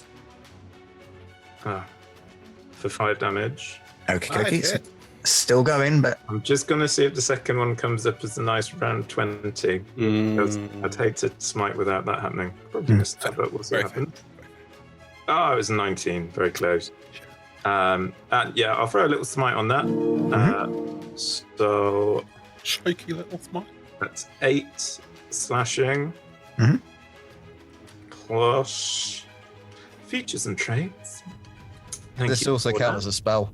Just to be a No, moment. it doesn't. Hooray! Again, it's up to Sean. Anything can count as a spell if he wants it to, but arguably it's not a spell. Well, I would only disagree if I shot my crossbow and Sean was like, "That's a spell." The fact that you have an arm that's made entirely out of gold that you're using as balance, that probably isn't, like, that doesn't make any sense. It's probably magical as well, Dave. And we're also like magical creatures, so I think on some level Sean can do whatever he wants. I sit in the corner. Spell. What was your full damage, John? So that was a 12 on the smite, so it's 12 radiant, Nice. and 8 on the longsword, so that's 20 in total. So it's the longsword. She hits it once, it's not very satisfactory, so she goes again, hits it, and this time the whole sword blade glows like sunlight and just bumps it down. Very nice. How do you do this? Yes. Ah, yay! So the shining light sword goes into the Mouther. Light starts coming out of all of its eyes, like a kind of those disco balls do all that to just continue with this camp theme. And then it has a small explosion of dawn-related holiness, and you hear a deep voice in the distance go, "Well done, lass." And yeah, I love our Auntie Dawn. I love her. and as your sword sinks in and the radiant energy bursts forth from within, the skin of this creature just bubbles and starts to lose coherency, and it seeps away as it is rendered useless and no more than a mere puddle of teeth and eyes. I think sorry, Sean. I think at this point, because Barley's tattoo tendrils are still out, right? I didn't want it to die because I was like, I really want you to be confused and have to run a different direction to just be dragging it across the room. Just dragging a body, just I mean, like a horrible You can still do paintbrush. that if you want. It's fine. Let's go. Come on, buddy. you are still under the effects, so please do roll me a d8. Yes. And I'm blind. I was going to say, like, is it over yet? What's going on? But let's see what happens. That's a 1 on the D8. 1. You do nothing. On a 1, yeah, nothing. No, nothing exciting. Well, it's dead now, so it's fine. I'm still screaming. Wiping spit from my eyes. Finding a spit. I'm a midriff. Just 'Cause- wax it in. Because you were the only one affected by that one. That one probably did go in your eyes. Yeah. Okay. I will I eventually. think I probably start screaming now as opposed to a response. Oh. Something like a good scream covered in goo. I turn into the room and go, "It's okay, Eltron. It's dead." They're just screaming because all you can hear is them screaming. So it's like, obviously, it's got worse. Has everyone been driven mad? Debatable. Liz, can I just get a out of interest a Constitution save, and Of course you can. Noreen and Juliet as well? Oh, 17 for Barley. oh no. Non-nat 20? Non-nat 20. Yeah, you're all fine. You close your eyes and blink away the spit, and nothing happens. What were you going to Everything do? infects you. Everything can infect you, apparently. Oof. Stop growing new mouths.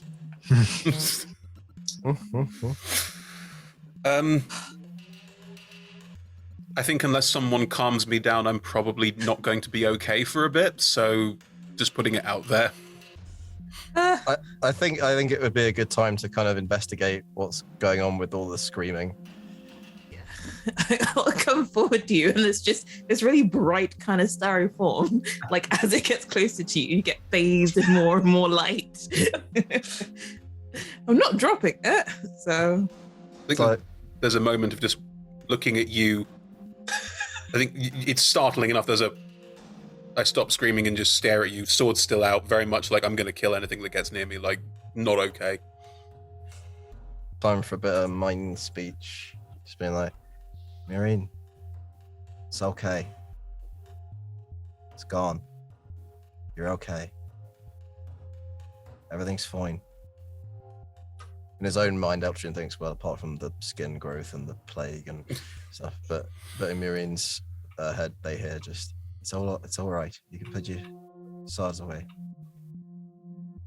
I sheath the sword, stop screaming. Is everyone okay? That's out loud. Yeah, is anyone hurt? No. No. We all appear to be fine. Yeah. Well, some sort of fine. Sorry. Celebratory cigar, then. Pop a big fatty in my mouth. Oh, left hand, sorry. Is everything okay, Ultron? You ran away very scared, and I was very worried because you looked terrified and you ran very quickly to the other room. Oh, no. I have indeed suffered through worse. It just seemed that being in the vicinity of that thing was not a good opportunity. There is, however, something in the other room that seems like it might be a potential ally in that it clearly has a hatred for these cat hyena thingies. And to be honest with you, I don't think it's been treated particularly well. There's also a door that seems to be leaking water in quite an ominous fashion that, no one in their right mind would open that on their own.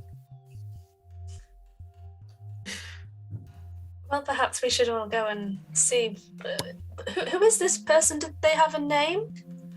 Would it be fair, Sean, to have made the connection with the half-finished homunculi, being a magically inclined person? I think that's probably a fair thing to have figured out, if you figured it out, yeah. I wouldn't necessarily know for sure, but it seems like the best guess. Like it fits the pattern. I would say that it appears to be the half-finished homunculus that is referred to in the scrolls we found. It seems to understand me, but it can't communicate beyond kind of a camp woo. Although that is in my mind, so maybe it's perfectly eloquent out loud. I don't know. What did it sound like, Eltrion? Just wondering. Sounded like. That was very kind. So I'm given to understand. You don't know. So yeah, it seems like it might be on our side. It probably knows a lot about the layout of this house, but it does have an antipathy for the cat hyena things that have been seemingly giving it some level of physical torment. So if we want to make friends with it, perhaps we want to go on a little spree, if you know what I mean. Well, we agreed, right? We're leaving. We just need to get out of here. Well, it might know how to do that, Marine. Okay.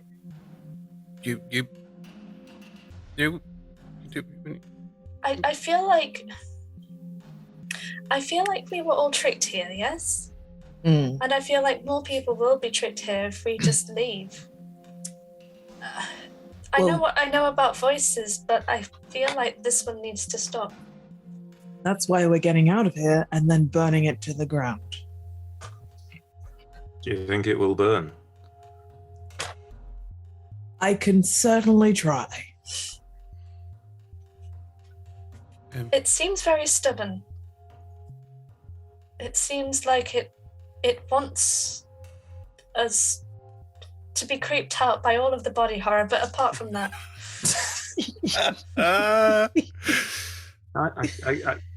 I agree with Barley. We were called here by this house, but I do wonder if we were called by something else as well. And the main feeling I get here is pain and torture and agony. And surely, if we can bring that to an end, that's good. And that's what we should be trying to do. Because if we can't burn it down, people keep from getting turned into them things in the basement. We can find a way to bring them peace. That makes this whole weird bastard time rolling around this flash house worthwhile.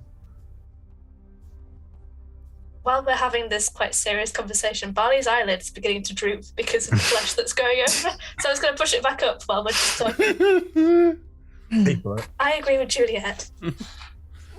Eltrin takes a moment to kind of consider the words of Barley and Juliet, and again just looks at the pin in the shape of a harp and just kind of playing it between his fingers and just seems to come to some sort of decision. What's in this house, whether it's evil or whether it's pain, I agree it needs to end.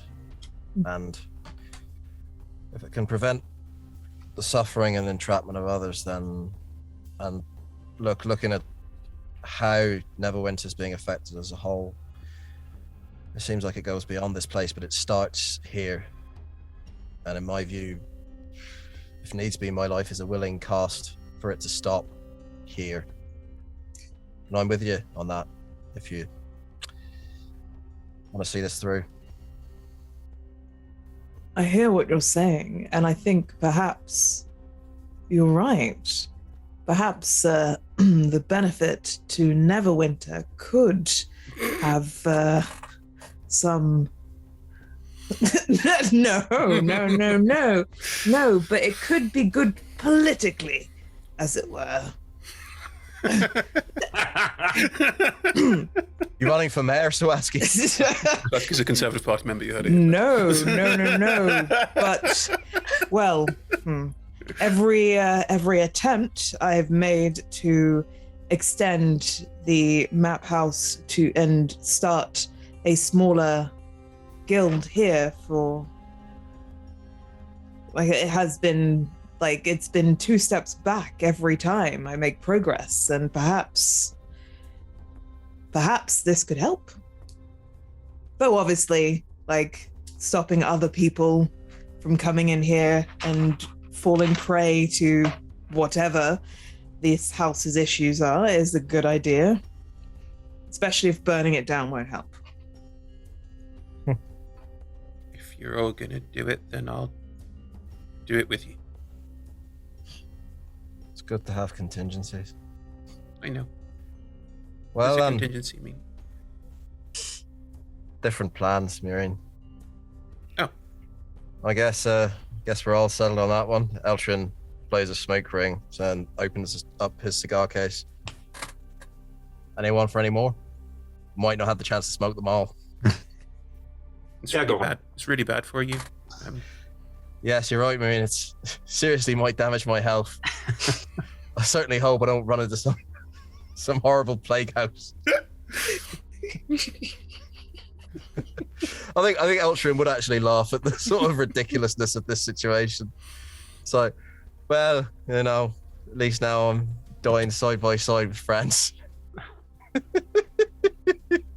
Friends is a stretch, but like Swatsky doesn't say that out loud. Are we friends? That's nice. I like friends. I'm going to guess that everyone's passive perception is higher than a 5. 17. Yeah. What makes you say that, Sean? Yeah, well, you know, just an inkling. You all kind of notice that the figure that was curled up in the corner is now kind of stood in the door.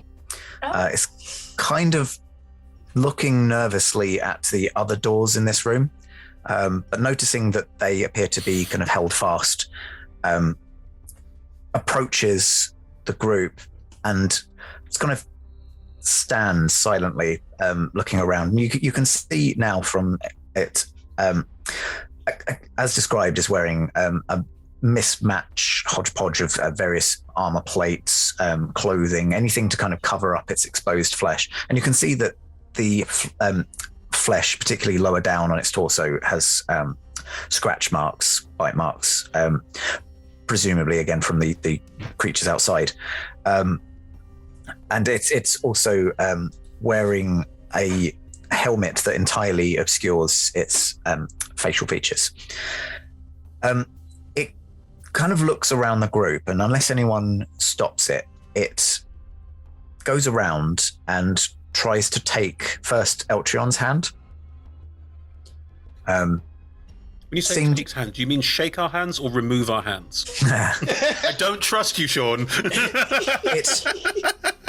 Don't stop it. It's gonna take your hand. It's got a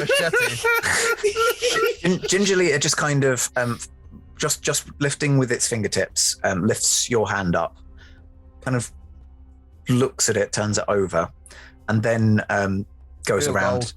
Sorry? It's real gold. It looks at the other one.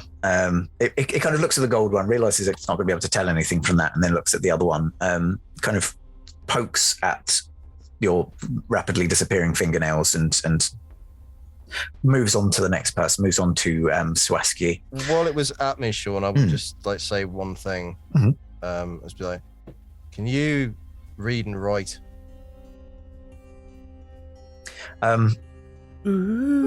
Is that in its, was that out loud or was that in its mind? Voice kind of handy. It would be out loud initially, and if there was no reaction, then it would be in its mind. If you say out loud, it kind of fixes its eyes on you briefly and then just shakes its head, using its whole neck to move it rather than just like the top joints. Do you know a way out of here? As it kind of I'd let it cumbersomely do its thing. Yeah, it cumbersomely kind of turns around and points at the door with the leaking water. But yeah, it continues round and again kind of examines Swaski and whatever it was that it was looking for with Eltrion, it seems to be decided with them, and just kind of places its hand on top of yours, and it doesn't make any movement. It doesn't have a way to kind of communicate. I have a way to communicate with it. I don't know. I don't imagine you would, but no. Yeah, because message you have to speak, and it can't speak. It's not a beast nor a plant. Yeah. It seems to be indicating towards the door, but also hesitating. And it was okay with Swaski's hand, but it didn't like Eltrion's hand. Mm-hmm. So it's now just holding my hand At the moment, yeah. as I glow at it. Mm-hmm. Okay. Does my hand look any different whilst it's holding it? You're not infected. No, but has it infected me? What I'm asking. No, You have the disease. Have it.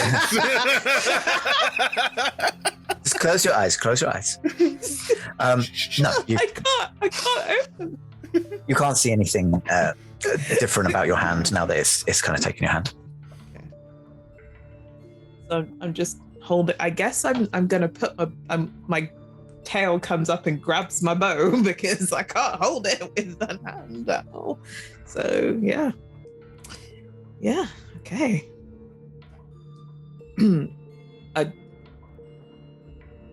I suppose we'd better go and investigate this door then. I'd like to slip off one of my massive gauntlets of anti-dawn. It's my reskin of the ogre power, dawn power. Mm-hmm. Put my hand on top of the pile of hands, Mm-hmm. which, viewer, Just are attached to bodies, just to be very clear in this campaign. Now, It's like a whole go team sort of scenario. Also not infected. As you go on. And say, do you know where Mr. Antoni is? It kind of turns its whole body towards you. It again examines your fingernails and looks into your eyes. You can kind of see a little bit of reflected light through the kind of slits of this helmet, and it nods its head. Can you take us to him? Nods its head again for those listening on the podcast. I'll look around the party. I think this friend can take us where we need to go to find what's at the root of this special house. When Swaski said, I think we're going upstairs, I already went towards the door, which is leaking water. I haven't opened it, I'm still in front of it going, we're going. You ready, Marina? Do you want to give an investigation check to determine the nature of this door? I wouldn't think of it. The So elemental plane of water. I wouldn't think of it. So I'm just there. I've got my lock tools, my lockpicks ready to open it if we need to unlock it. I think as we come closer, definitely would be like, okay, what's up with this water then? Anyone who wishes to may make an investigation roll, and obviously so may Maureen if anyone mentions it out loud. Just Sean, when the homunculus has come close to us, have any of us with our passive been able to notice the writing on it? Yes, you notice that it spells out Phael. I'll let you roll a history check because it's remembering something from last session. Can we all roll history checks? Yeah. Oh, I wrote it down.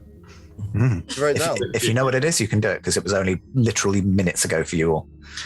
Partial homunculus anthropomorph encountered limitations. I rolled a nat 20. Why did I have to roll on that? Yes, you remember that you read it on the notes about the circle. Can't read. Low intelligence. I'm not. And you can also tell that similarly to the scroll that you read it on, the first three letters are older, and they seem to be kind of scored into its skin. And then the last two letters were added more recently. The scarring is fresher. Just can I call you Phil?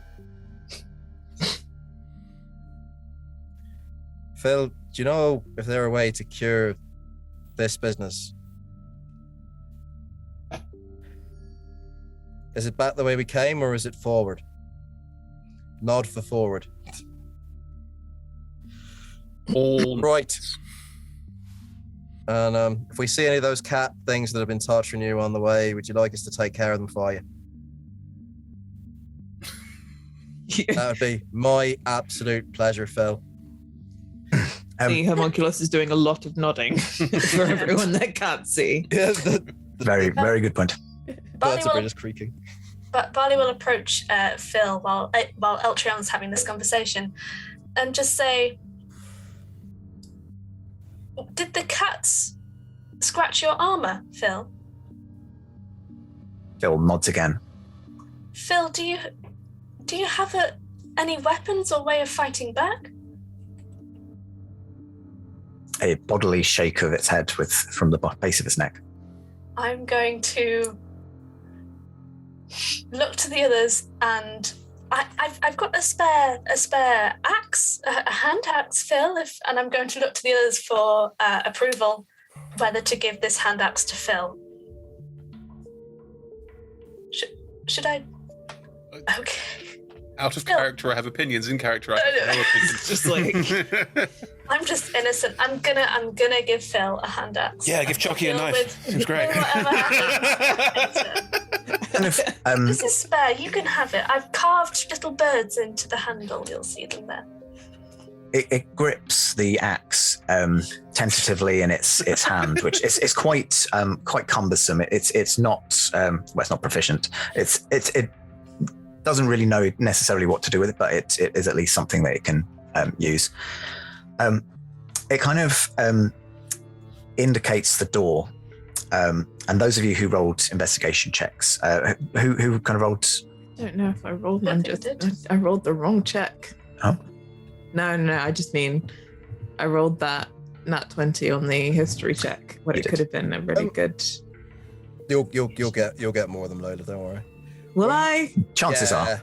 I Five? guarantee it. 5 on investigation. When we're in the room with the water door, Sean, are we conscious of the fact that we're probably far enough away from the cat hyenas, or is that lettering too hard? I think arguably we've looped back round. Yeah, because it's the north and it's like the to the wards the library. I think no matter what we do, somewhere a hyena cat's going to replicate. I'm thinking of casting a spell. Mm-hmm. I'll give answers to investigation checks. So we've got a 5 so far. Anyone go higher than a 5? 5 got a 5. Anyone a 5? I'll do one. Why not? I think Sawaski's was so low because they've only got one hand to do it with. They're kind of like. Talk to me about one hand. 13. 13. With the 5, it is a door. There is water kind of dripping sporadically from it. It's not like a steady stream. It's just kind of, occasional. But with the 13, I will tell you a couple of things about this door. One thing, this door opens outwards. So if there is any water on the other side of it, it is going to be hard to open. You mean it opens?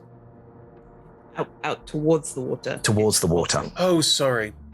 So, yeah. Other than that,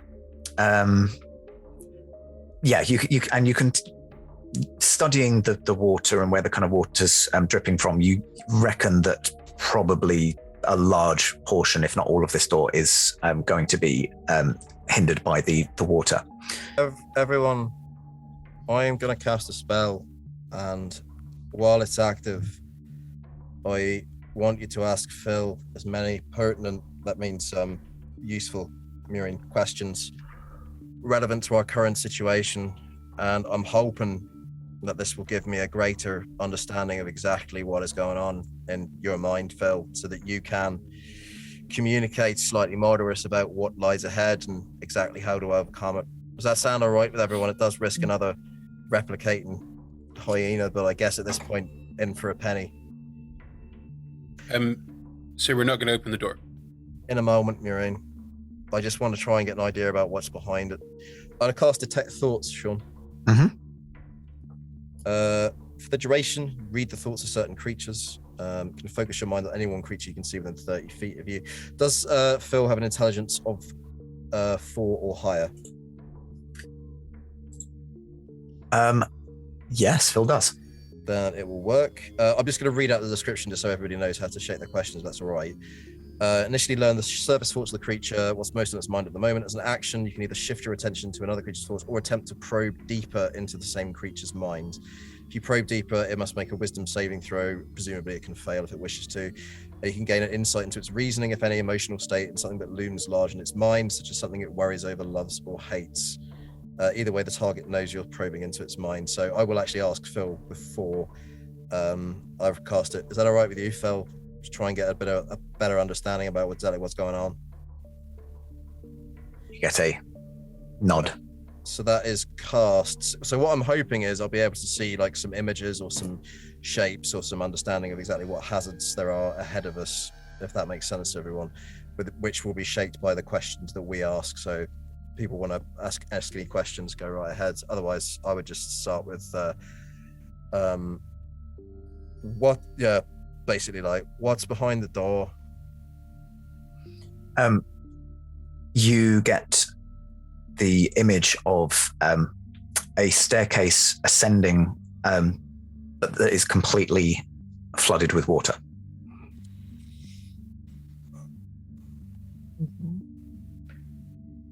Like as in like completely full of water. Yes, so the space on the other side of this door, there's a set of stairs that you will ascend, but for the most part, anyway, it's currently completely underwater. What happened to the misters? You, Eltrion gets a vision of one of the two, Durok, I think the name was, who is lying down on a slab in what appears to be some sort of laboratory or something. But that is the only image you get. I don't think it's working. They're not answering our questions. Saying it in my mind, Murine, and I relay what I've seen. Oh. I'm going to try and probe a little deeper, Phil. Is that all right? You get a hefty nod. so I'm going to proceed with that on the assumption that Phil will voluntarily fail the wisdom saving throw. What's the scariest thing in this house, Phil? You get images of Grimishkas everywhere. Did something go wrong here?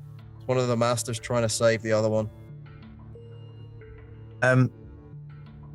In your head, you kind of get a memory, which is again of Jurok pottering around in this laboratory space with various notebooks around, spell books, trying to mix different reagents, lots of arcane symbols, none of which, because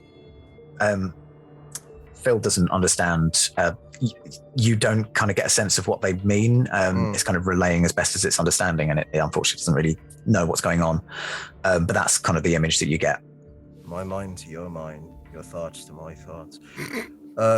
Any more for any more? This is getting harder to maintain, but now would be the time to ask. I would like to know. I don't quite know how to phrase it, but so you've seen images of one of the Antonis. Where is the other one? Are you Ivid? I'm sorry. You don't get anything particularly linked to that question. You just get an image from the height of Phil looking at the picture in the parlor. Is the face scratched or not? Is it complete? Eltron gets an image of the picture, kind of looking closer at the faces, and yes, the face is as distorted as it was when you saw it. So, Eltron, Jurok, is that the person in the painting or the crossed out person? I will say this because you've already had an image of Jurok. Jurok is the person with this level of chat. So yeah, that's right. Yeah. Jurok is the person that you had seen pottering around in the laboratory and on the slab. You have not seen an image of Ivid at this point. Cool. So Ivid is the scratched face. I'll relay all of that information to the best of my ability. According to Phil, the biggest thing in this house is the Grimishkas. Let's assume I've seen on the scroll because Caphain is annoying to say. Do we They're the words perhaps? for him, aren't they? Well, exactly so. I think it is heavily influenced by frame of reference. Something was summoned. These things are a spellcaster's worst nightmare, so that may have been a factor. But what lies ahead is a flooded corridor. I suppose we can just back up and open the door with a mage hand. Has Phil been upstairs? I'd say we've probably got two more questions, Sean. I will quickly jump in and just say you investigated the door and you know that it opens that way. Yeah. So you wouldn't just be able to open it with mage hand because what's it, like 15 pounds of pressure and that much water? Yeah, 10 pounds of pressure. You're not going to be able to push a door open with a mage hand. What about a mage hand with a crowbar? No, I can't use two. I can always climb on the ceiling. Good plan. What's beyond the water, Phil? Sorry, you want to take that? When you ask the question about what's beyond the water, you get a image of descending a set of stairs into a room where there is a pool beneath you, and at the bottom of the pool, a set of circles with runes that you cannot read. I can't read, or Phil can't read. You can't read because Phil can't read. Yeah, that's fair enough. So for Phil, they're just kind of weird arcane sigil-y things. Yeah, just little symbols. Okay. Wingdings even. Maybe got one more question here, team. All right. That's as much as we're going to know. I'm going to have a headache for the next 10 minutes. That never gets easier. That's the first and only time I've ever used Detect Thought, so I hope it was useful. Right, so we work out how to open this door, and then we go to the room with the pool in it. So When you, because you did have one question left, when you say work out how to open this door, you get an image of a bathtub with one of the taps on.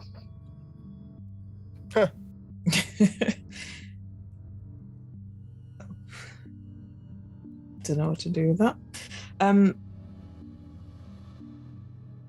So Aski says, this water problem, that thing you did with freezing the water, do you have to be able to see the water? Could you put up like a barrier on the other side that's further away from the door? Or how does it work? My Hole in the door. main concern would be the fact that it's quite a lot more water than I can easily affect, and I do have to be able to see it. We could make a small hole in the door, let it drain. Why don't we just break down the door and let the water all go down here? Because it's not going to wash us anywhere because it's all flat, and we can just then go up when the water's gone. Phil could do it with his axe. Here's Phil. No. Phil doesn't need to breathe. Don't give Phil ideas. One other thing is, cats don't like water, do they? Perhaps if things got difficult, we could use that to... I don't know, I'm not very clever. But cats do not like water. Mostly. So the only problem would be if I freeze something else, it will open up one of the other doors, which are currently frozen for a good 50 minutes or so. Mind you, I kind of want to go cat massacring. I have a quick question. How long has it been since that combat? Like 10, 15 minutes, I'd say. Okay, fine. I've lost the styrofoam then. Yeah. Okay. Juliet is going to walk over to where the mother was and just give a little prayer because it was a worthy foe. And also just check the box it came out of. Is there anything in that? No, so you look at the box and it seems to have been warded just to contain this abominable creature. What is there anything that you wish to do imminently? Good time for a short rest. Hey, I feel like very probably the only time. Technically, like all of that time since the thing, is that kind of started a short rest? Because we've not been doing much. We've just been having a chat. If you want to count this as a short rest in this kind of space that's a little bit sealed. Point does the curse start to have a in-game impact? Because at the moment it's grim, but we're still doing everything we can usually do. Like, would waiting an hour mean that we're now, half blind because our eyelids are so heavy? Like, We cut off people's eyelids so they can see. I would probably say a short rest would be obviously significantly closer to any ill effects than you would be if you didn't take one.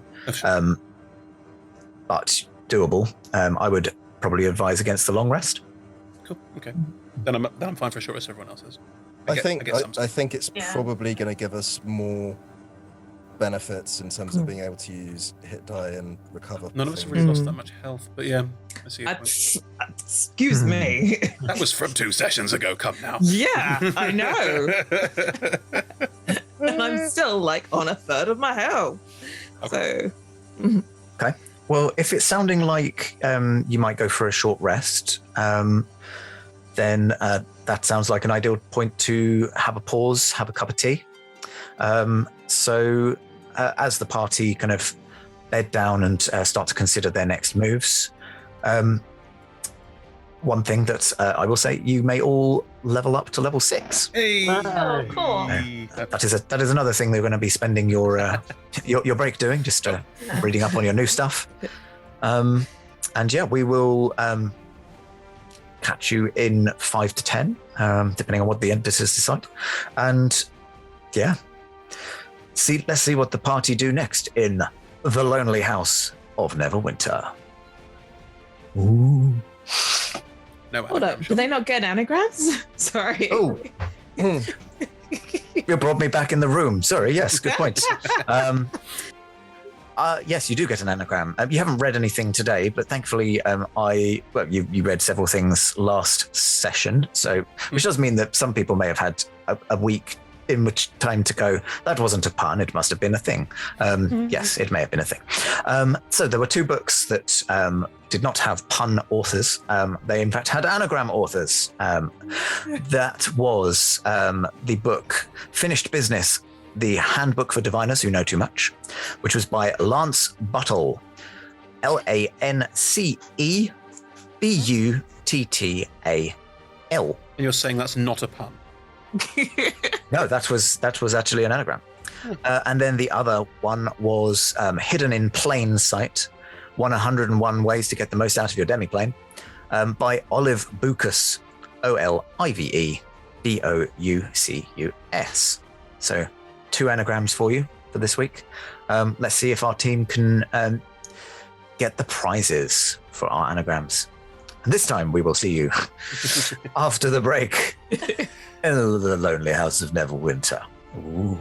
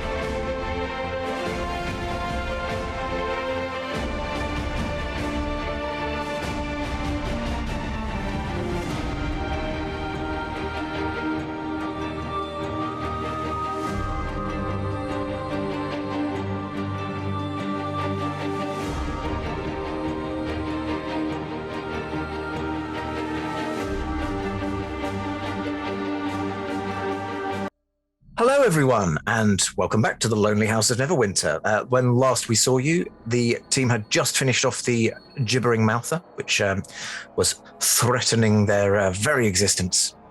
And we also left you with, thank you for the reminder, a little anagram. Has anyone worked out? No, sorry, I'm trying. No, it was too hard. I think Lance Bottle is balance, but then balance and Yeah. TUTL isn't a thing. I couldn't work that out. I got the balance thing, but then it's probably not that. The team are stumped. Oh, okay. No inspiration, unfortunately, this session.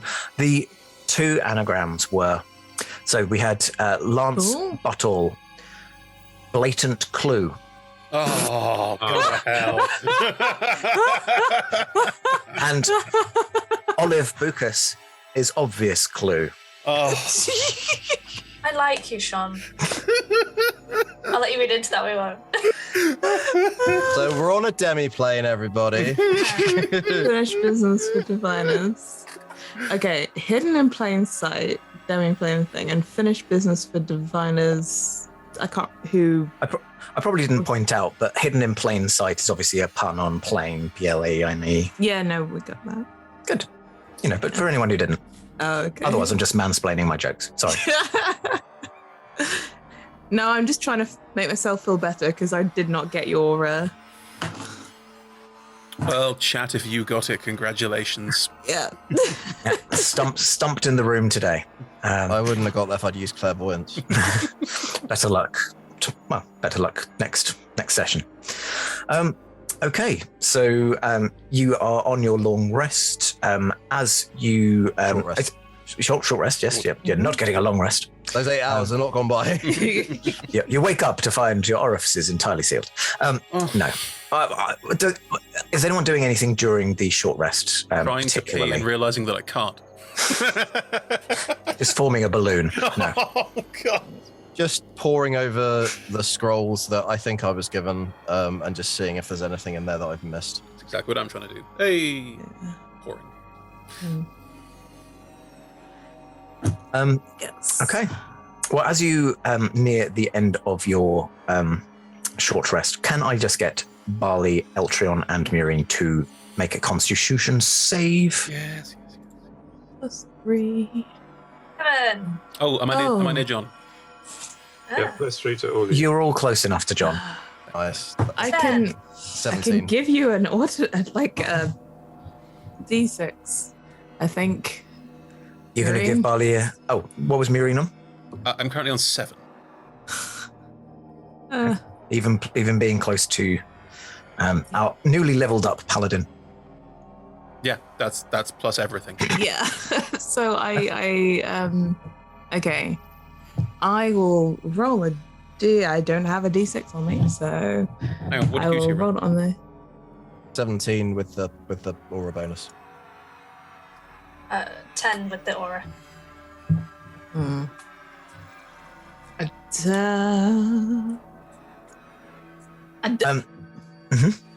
Go on. Are you wheeling? I don't know. I don't know what the. I Roll don't a D6. remember what this. Yeah. Okay. Has it rolled? Yeah. I can't tell if it's rolling on the thing. I'm trying to roll. Okay. That's a +4 for you, Marine. 11. So that's 11 and 10, yeah? Yeah. Eltrion, you experience the same kind of itching that you have the whole time. Your fingernails have all entirely been enveloped at this point, and the creeping on your arm is approaching your elbow. The other two of you, you're just kind of going about your routines, and you notice again that your fingernails have completely been enveloped this time. And then just as you're resting up, trying to recover some of your spent energy, you blink and one of your eyes does not open up again. as the eyelid has sealed itself, and also one of your nostrils. Not enough to cause a breathing issue just yet, but you're down to kind of one, and it's the blocked one, obviously, that's still available. So Barley's eyes kind of burn with this green light. So I guess the rest of you would probably see that you can see through the sort of fabric of the eyelid. It looks like, when you have your eye test and they take the photo of your eye, kind of looks like that to the rest of you. Does this have any in-game effect, Sean, apart from being gross? I'm going to say that for perception checks... Depth perception. Yeah, depth perception is going to be affected. I mean, as in like attack rolls and that sort of thing. Are we talking like this is going to be a serious detriment? I'm going to say that your perception and attack rolls, and I'll judge it based on whether I think it's going to be, affected by your sight. I'm just going to give a -1 at this point. If I cut my eyelid open, as previously discussed, or got one of my rats to chew it off, would that be negated, or am I just hurting myself? I would say that you're welcome to try. Would it be easier to just make some sort of resin and glue your eyelids open? Interesting. Does anyone have an eyelid? I thought it had formed over. I thought it was just skin that had formed over the eye. Yeah. It's kind of as if the edges of your of various openings don't realize that they are not in fact scar tissue, and they're trying as they may to yeah. So I think we need an okay at that point. Yeah. All right. I'm okay if everyone's okay with it. I think Marines are practical. Marine knows what their role is, and if they're going to be bad at their role, that is bad for everyone, and it's about everyone staying alive. I'm going to try and cut my eyelid off. I'm just going to try and cut a slit in it to mean that it's going to not seal up again anytime soon, and try and reopen my eye. I would offer to help, but I probably won't be very much help given that I don't have any depth perception. Let me help. I would help in a kind of like, can I use my ointment as well? Maybe. Will that help? I mean, I don't know whether I want to expend a use of it, but like, you have would restorative ointment. Kyotoms.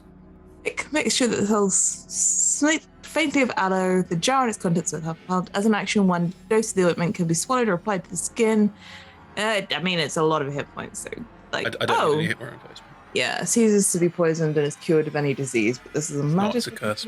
Yeah. Nice. Yeah. So the ointment would do nothing, Sean. I would not imagine so.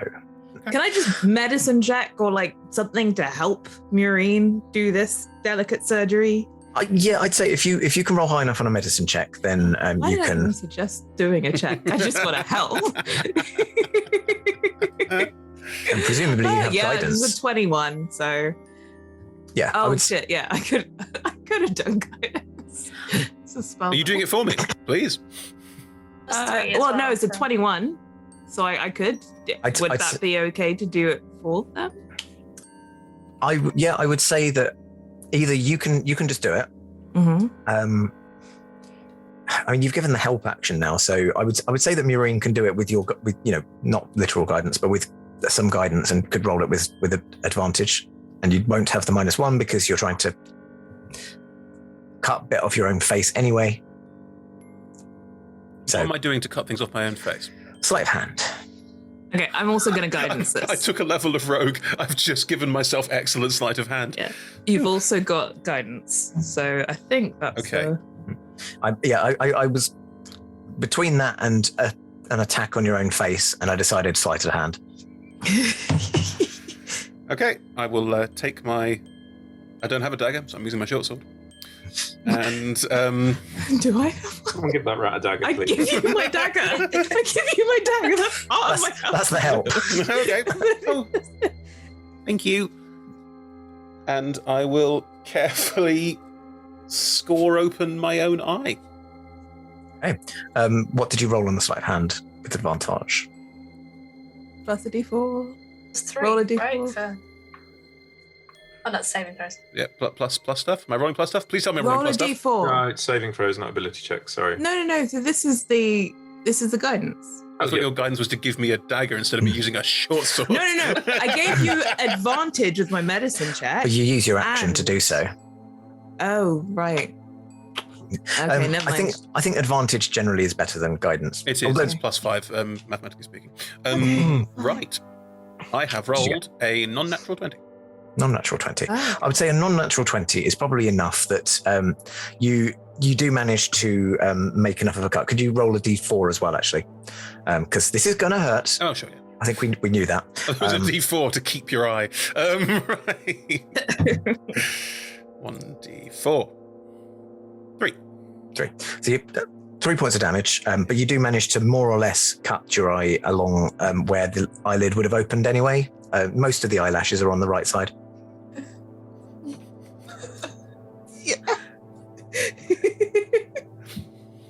Ollie, do you want us to do that for you, or are you all right? Bali will take one look with one eye across to what just happened with you. Bleeding out of my own eyelid. Go on. Let's see. Get him. Who's gonna try it? I've got the highest sleight of hand. It's probably me. Hello, at these two idiots in the corner. Bali and Murine with the bleeding eyes. Can we also help add guidance, do everything we can to avert? Like, is this a separate turn? So I will kneel down in front of Murine because the height difference will be quite substantial. Even kneeling and I don't- down, it's still substantial difference. You're all abs. Sure, It is separate. Okay, so would you prefer another medicine check or would you prefer guidance? You can just say help and I'll do it with advantage. Yeah. Gonna. Given the lack of depth perception, I'm just gonna move my head quite close to Murine. I'm probably too close for this to be It's happening. like, stop moving. It would be easier if you don't lean over me. Oh, I'm sorry. And I'll just sort of move to where you need me to be. I'll climb up the side of your body. I'm tiny. I'm very good at this. So I'll just be sort of hanging around the side, just scoring into your eye. Yeah. Presumably with the medicine check. Did you roll another medicine check? Me? Medicine check? I was just gonna. Oh, okay. Oh, I thought it was just to see if you that can has help. to be the help action. Okay. Right. Oh, I mean, this is basically eye surgery. You know. the medicine check Not was the quite same for as me. cutting that. Okay. So yes, Murine can roll again with advantage on the sleight of hand check. Sweat. Let's do this.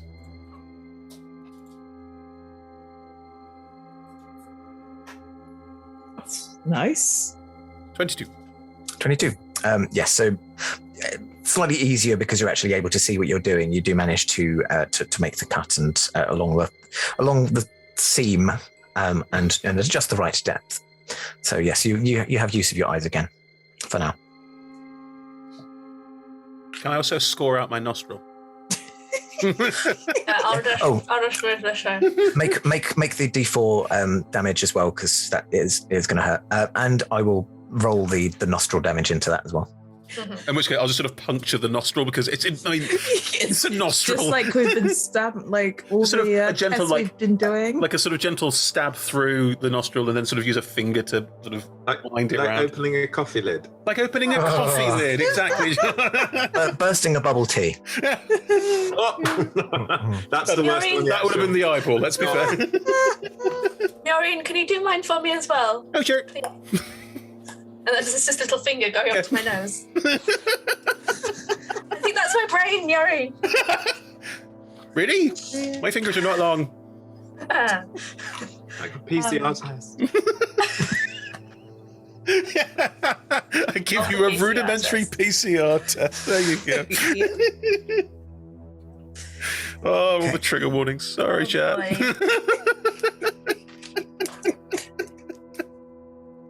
What would you like to go do now? What's Eltrion been up to during all of this chaos? I've been examining. Eltrin has been examining the water coming around the side of the door. Mhm. I will let you roll survival if you prefer, or investigation again. Oh gosh. So I'll take investigation. I'm not exactly brilliant at either. I don't suppose I can persuade the water. 21. 21. I would say that you're kind of familiar enough because you're proficiency with like the shape water and all of that sort of thing, that you're kind of watching the water as it kind of ekes out, and you notice that it's not necessarily more at the bottom of the door where like the gap is, although there is kind of water kind of occasionally just seeping out and then rolling to the bottom of the floor, but occasionally it's kind of along the vertical seam of the door.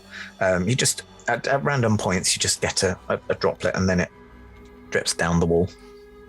I'm assuming that this water isn't coming with sufficient force to push the door off its hinges, so therefore it's not too strong.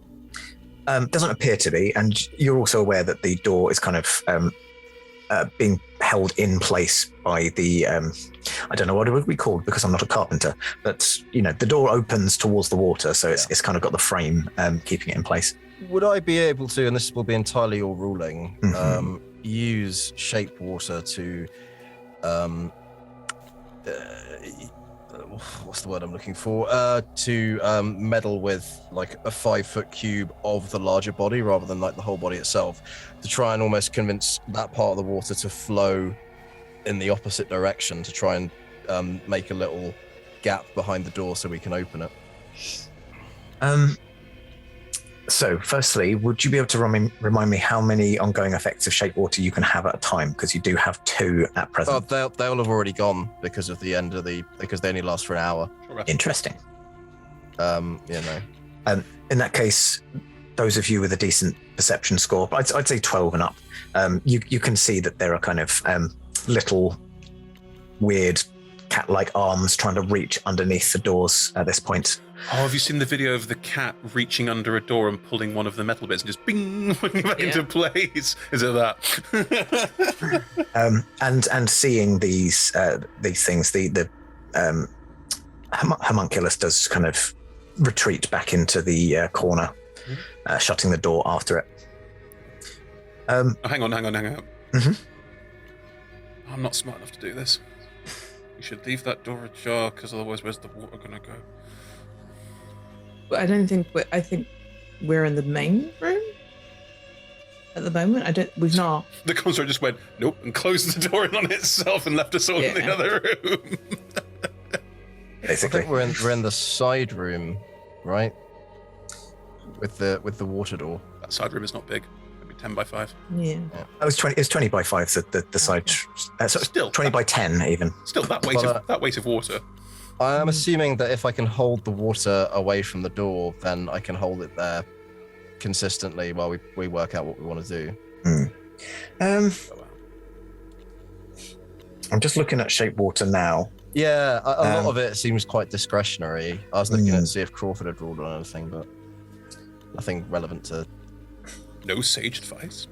Because I wouldn't use it as like, it's not obviously part water is a spell that does its own thing, but it would be a question of whether the force that I'm able to make it flow with was greater or lesser than the force that's being exerted against it. It's kind of a physics question. Yeah, it does say the first effect, you change the flow of the water as you direct up to 5 feet in its direction, which I think would depend on the direction that the water is going, and because it's behind a door and you can't necessarily see, you kind of. Are you bound? Are you bound by what you can see anyway with it? Well, the thing is, I can see some of the water. Can see some of the water. It's a question of whether that's attached to the body that I then manipulate, or it's a question of whether I can only manipulate the few drops of water that I can actually see. And that's your ruling, basically. But can I do it or not? Is the question. Which way do you try and will the water to go? Well, I'm going to go ahead and assume that it's flowing towards the door. So I will try and will it to flow away from the door. And I will keep trying until I get an effect, or don't. Because I can cast it an unlimited amount of times. You try and kind of will it away from the door to try and change the direction of the flow, but you realize that the water isn't pressing against the door. It's in the way of the door, but it's not pressing against it. Can you explain that one to me, Sean? Because I understand English, but that sentence passed me by a bit. Magic. So yeah, you've got the door, which will open towards the water. Is it magic? There may be magic involved. Yeah, otherwise it makes no physical sense. Right, so Yeah. there's magic holding the water in place.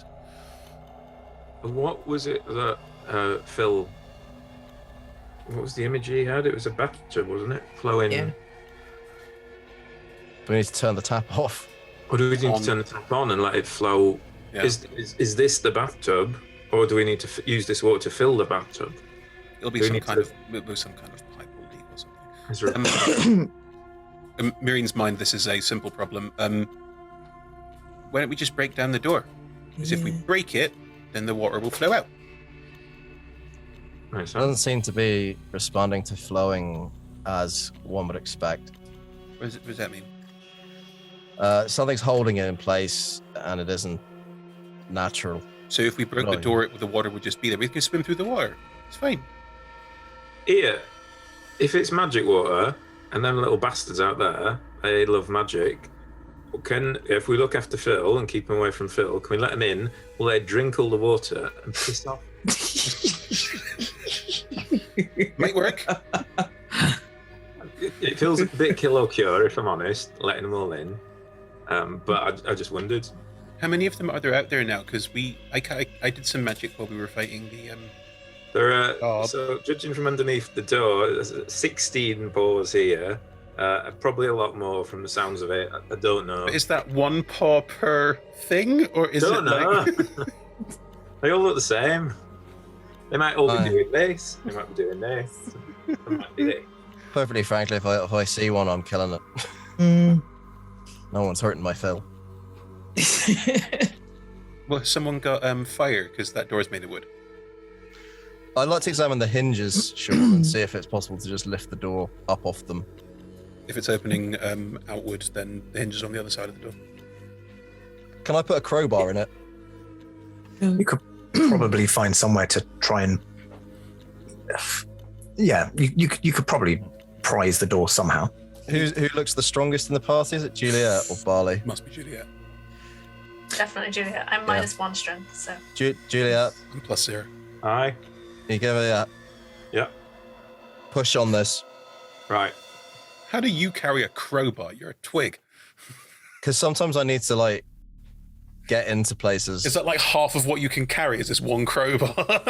I have a carrying capacity of 60, and I'm currently carrying 58. That's 60 pounds. 60 pounds. Grams. 60 grams. Do you use your crowbar to prop up your arm when you're doing the crossbow? No, thankfully the arm is kind of magical, so it still functions. You can only carry 27 kilos. That's nothing.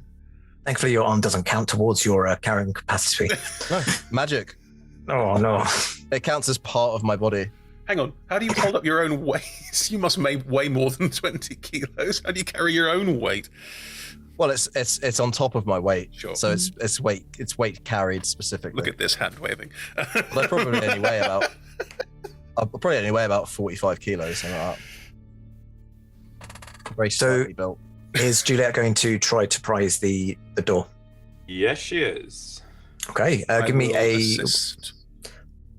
strength check, athletics, because I'm kind, with advantage because you're being helped. It will automatically be advantage because of the crowbar. Oh, okay. Oh, well, never mind. Then I will climb up onto the ceiling, so if the water does rush out, it won't wash me away, so I can... Go. Yes. Yeah, get out of the way, folks, unless you want to get wet. And give people Go back and open that door at least slightly. And then a roll of 26. Okay. Oof. And is, just out of curiosity, is Eltrion kind of using the shape water at this moment, or If it starts to come towards me, I will be shaping it so it flows around me. Okay. So as Juliet opens the door, Can I hold her breath?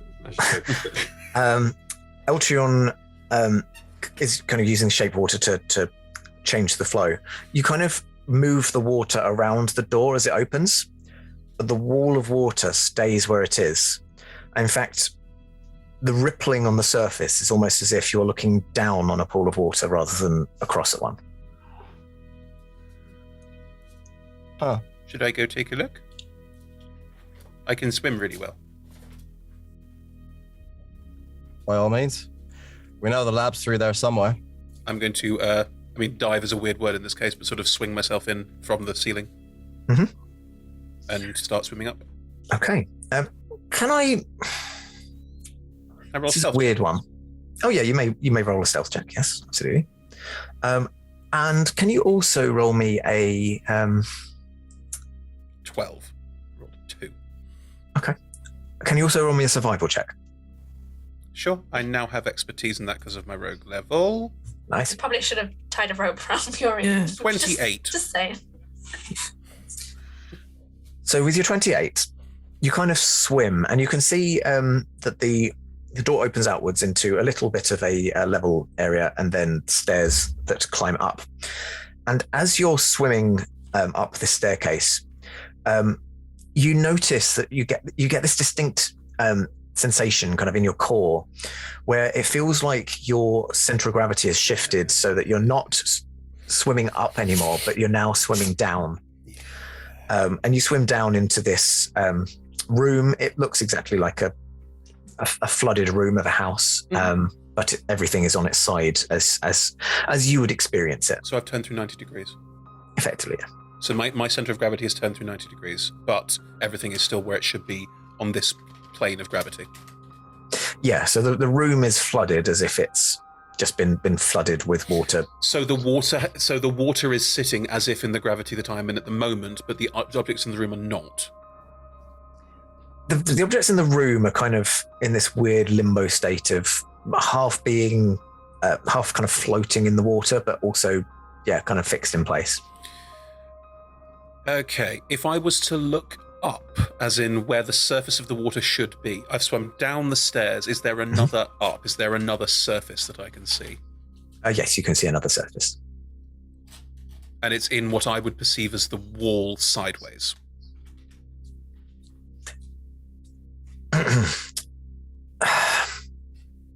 This is where this metaphysical stuff I'm having to work out myself. Okay, so yes. Hang on. Mm-hmm. I'll try and do it from a physical perspective. Mm-hmm. Here's the wall of water that I dove in, and I swam up. At which point I perceive it like that. Mm-hmm. I swam up. There is another surface, which means there's another south-facing, effectively, pool of water. Right? That's right.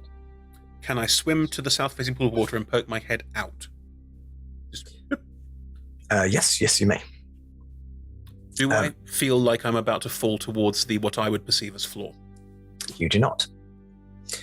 In fact, you can see that there was actually a bit of, ceiling to you, wall to the layout of the house in the way. So there's actually an area where you could kind of plonk yourself out and stand on. But from my perspective, I'm still through 90 degrees. Yes. And the rooms are set out as if everything is now through 90 degrees, or the rooms are now set out as if it were flat again? This room is, to your perspective, as if everything is side on from where it should be. And so I'm standing on the wall. You're standing on the wall. Everything else is gravitationally oriented as if it's, on the wall to you. Are there like chairs, objects that look like they are holding their own gravity? It's more like boxes. What's in this room? Sorry, No. What's in this room? Boxes, few kind of again covered over elements. The tarps and covered over things are tarps and covered over as if through 90 degrees. Okay, got you. So far, good. Can I reach any of the tarps or anything like that? Reach any of the objects? Yeah. I mean, it's just on the wall from where you are. I try and pull one and see if it starts to obey my gravity or stays in its own gravity. The tarp, as you pull it, starts to obey your gravity. But the object underneath it stays on the wall. Can I reach one of the objects? Mhm. Being careful, I'm going to try and reach one of the boxes and touch it and see if it then obeys my gravity and falls. Can you give me a dexterity save, please? Of course. 21. Yep, you managed to jump out of the way as this box, as soon as you kind of touch it, it just, sinks away into the depths.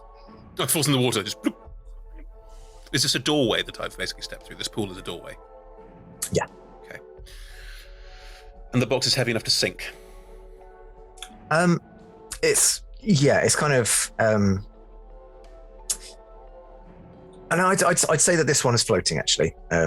So and you can with a blockage, right? not a big enough blockage that you can't get past.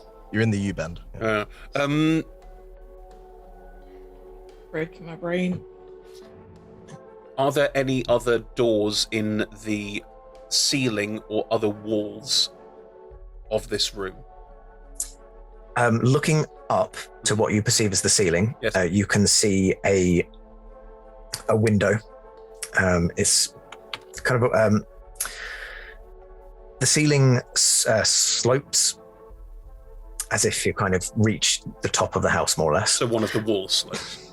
Yeah, it's kind of slopes halfway. I mean, a bit like my wall here. Yeah, got you. Kind of got it. But it's like this. The ceiling is flat and then it comes down towards you. Understood. With a window in it. With a window in it, and there's no other doors in this room. No other doors. I have a climb speed because of my gloves of climbing and swimming, which is also how I have a good swim, such a good swim speed. Can I climb to the window without touching any of the other boxes and look out? In other words, is the whole rest of the world not affected by this, or am I looking out into a demiplane? Sean. Maureen doesn't know the difference. Maureen won't understand, but Chris does. Give me a perception. Well, I'm certainly perceptive. 21 again. You look up out of this window and you can see a scene of Neverwinter as you would expect, but another floor above. Kind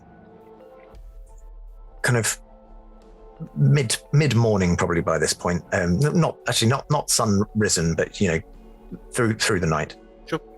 So empty streets, very dark out. But yeah, it's just as a scene of Neverwinter as you expect it. Can I open this window? You can try. Give me a sleight of hand check. Can I use my thieves' tools? You can use your thieves' tools instead. Nat 1. Oh. Can you make me a dexterity save? Yeah. Oh my god. There's another Nat 1. Oh. No. You kind of try to place your pick in the lock, but as you do so, your body is suddenly overcome with this electrical surge of energy, and you're fired back at the floor beneath you. Okay. You will take 3 points of damage from hitting the floor. So that's 3 points of damage from the fall or from the... That's electrical damage. That's from lightning from the... How far did I fall? From the trap. That is a very good question. Where is my map? I sort of assumed it was falling a good 20, 30 feet. This space is floor to ceiling 17.5 feet. Is that floor to ceiling or wall to wall? Because wall to wall is floor to ceiling for me right now. The distance you fall is 17.5. So what you're saying is you should have also had a little bit of fall damage. Yeah. Well, I rolled a 6 for that. Cool. So you're kind of fired off of the wall, and then you take 6 points of bludgeoning from this fall. Can we hear this at all? Probably not through water. I'll let you have a travel through water better. Arguably, Sean, it's up to you how you want to rule this, but arguably the room I'm currently in is above the room that is the study. I think that's right, isn't it? It is, but you hit the wall as they would perceive it, and not the floor. Yeah, I will. Those cats are very anxious to get in. I will say everyone can roll a perception roll, and I won't impose disadvantage. Sean, having said that, I think that only counts if you're also in the water. It conducts sound, but I don't think it travels out of it. Okay. That was more what I think I was thinking. No, not to do with the water. To do with the fact that there's only a floor separating the spark and the bang. Yeah, that's more the thing. 20, not nat. 18. 2. Yay. 8. Swaski and Barley, you do hear a thud as something happens. Julia is too busy stamping on cat paws. You just hear. Do you think they're all right? Should we follow them? I have been a good minute now. Yeah. Maybe it's a message. Maybe they want us to go through the water. Perhaps. Yeah. Would that's... you No, it's fine. Sorry. You sure? Yeah, I was going to say would but I didn't do it. So I was going to say would I have set up the telepathic speech with Maureen, but I didn't do it. And I think it's too much of a change to say that I did now. I should have thought of it at the time. Can anyone send a message? Oh, I use a can. 3rd level spell slot. Sending. Good lord. I can. Let me remind myself. Oh, sorry, I'm looking at the wrong sheet. I'm like, yeah, I can do that. Ooh, are you within range? 120 feet. Yeah. Yeah. Barely 10, I think. Yeah. Okay. Yeah, So floor to ceiling 10 foot, and then you're on a wall, so it's like perpendicular. Okay. So, I guess I kind of just say, Maureen, are you all right? What's happening? There's no word limit on that. Yeah, I was just checking. It's weird up here. Everything's on, from my perspective, the right. Everything's on the right. I'll come down. One moment. Sean, what's in the crate that's floating? Can I find out? Yeah, you can give me an investigation check. Oh God. 7. 7. Nothing that really piques your interest. It's like Random mementos, In which case, fantasy photo albums, that sort of thing. In which case, I will dive back into the water. Another quick look around. This room where everything's perpendicular is. Are there other doors that lead down, further down? Are there other doors or other ways of getting? Yeah, basically, could we swim to another location? If you were to dive down into the water underneath the now floating crate, you can see that underneath you there is a very wide section, which is not quite a doorway. It's more like a reinforced area of the roof, and you can see just beyond that a circle with a number of sigils around it. I can't read. Okay, so I will swim back up to the doorway and pop my head through. Mm-hmm. And you get that weird sensation of suddenly looking from my perspective. down. Well, from my perspective, looking up. Right at this point, I'm looking up. Yes, you swim up the stairs, and then about halfway through your orientation and your Understood. Thank you. Then I will swim out of it and sort of land and do a quick fur shake and just spray everyone with water.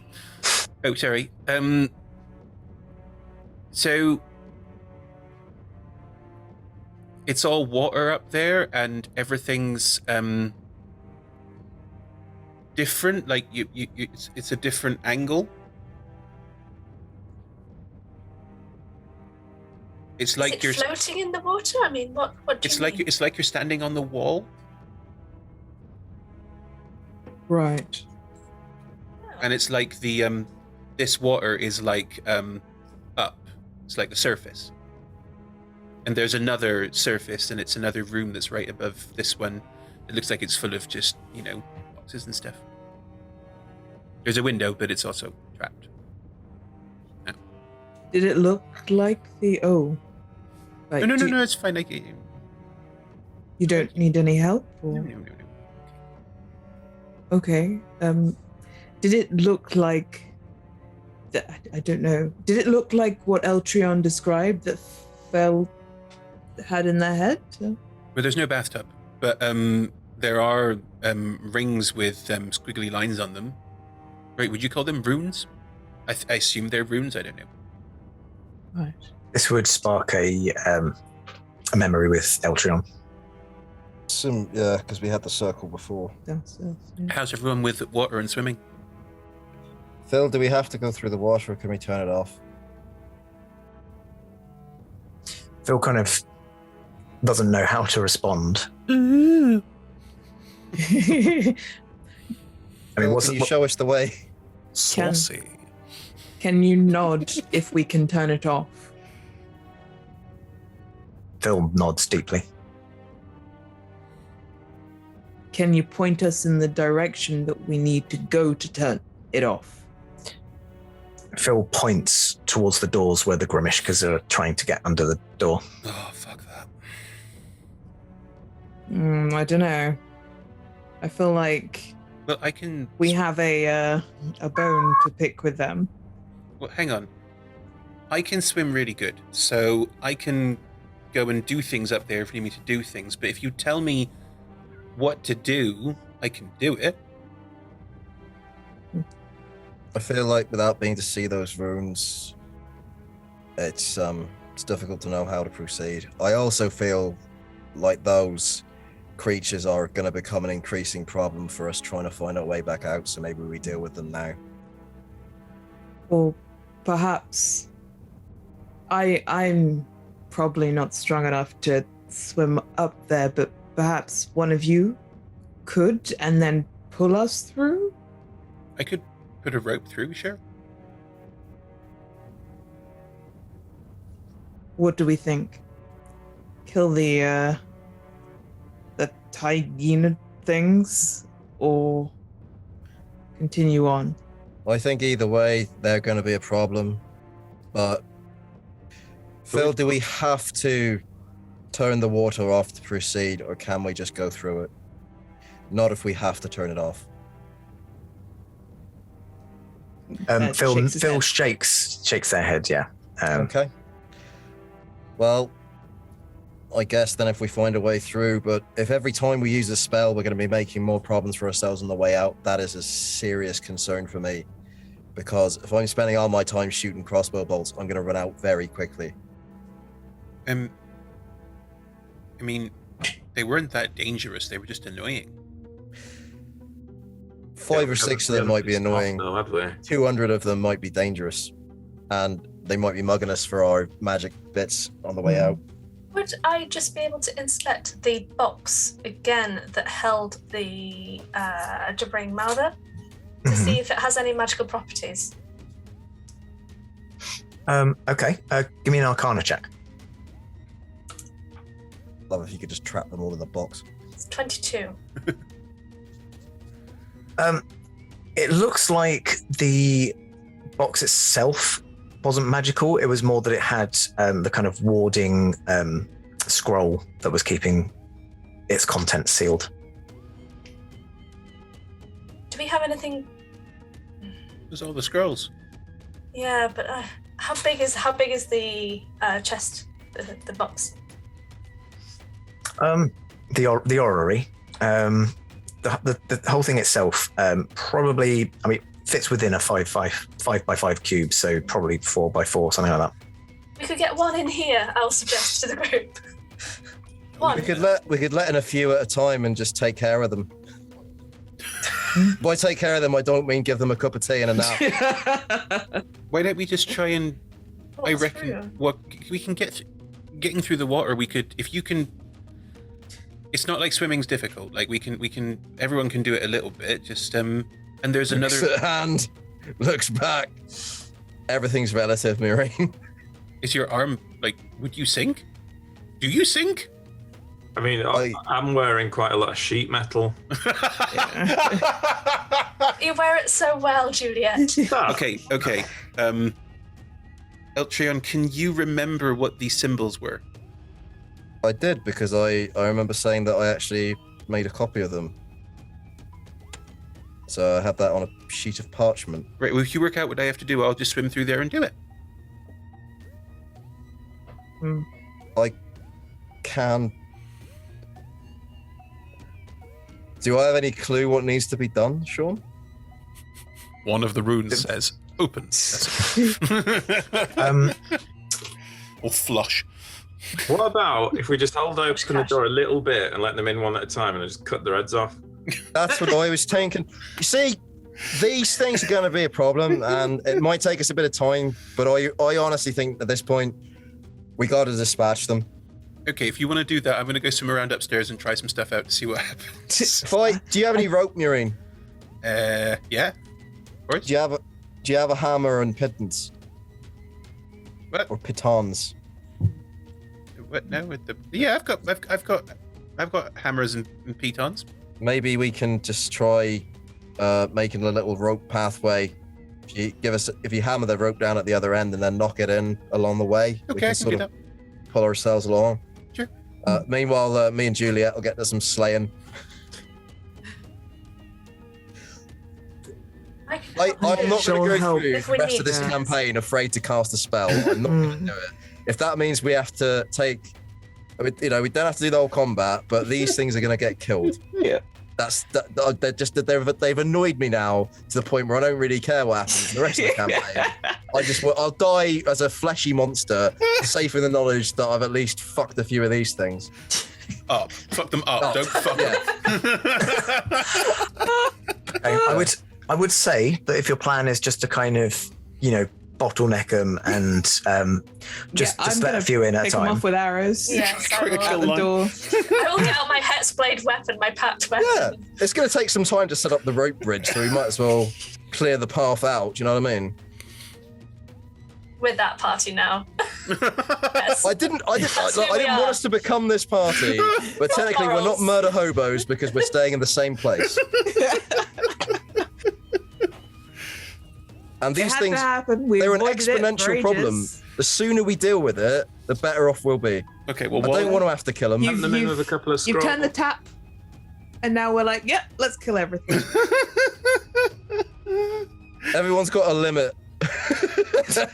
I would say it'll probably take you maybe half an hour a go if you kind of open the door, and like you do open the door and you see that every square foot of the floor is just covered in grimishkas that are just clawing at the furniture and making a general mischief for each other. And as you open the when doors, you leveled up, did you take Fireball? No. Oh, God! Oil, but that probably won't help. I mean, don't forget Fireball's a spell, so every time you fireball lots. Yeah, but anyway, Yeah, but one blast will kill all of them. Don't know that, Chris. I have a. Fireballs go round corners. The 40 by 40 foot will just expand out and take out every. It's We hear like napalm. 100 above us going. I have a quick question. I guess Swaski kind of sees that it's all covered, then kind of stamps on the floor and goes,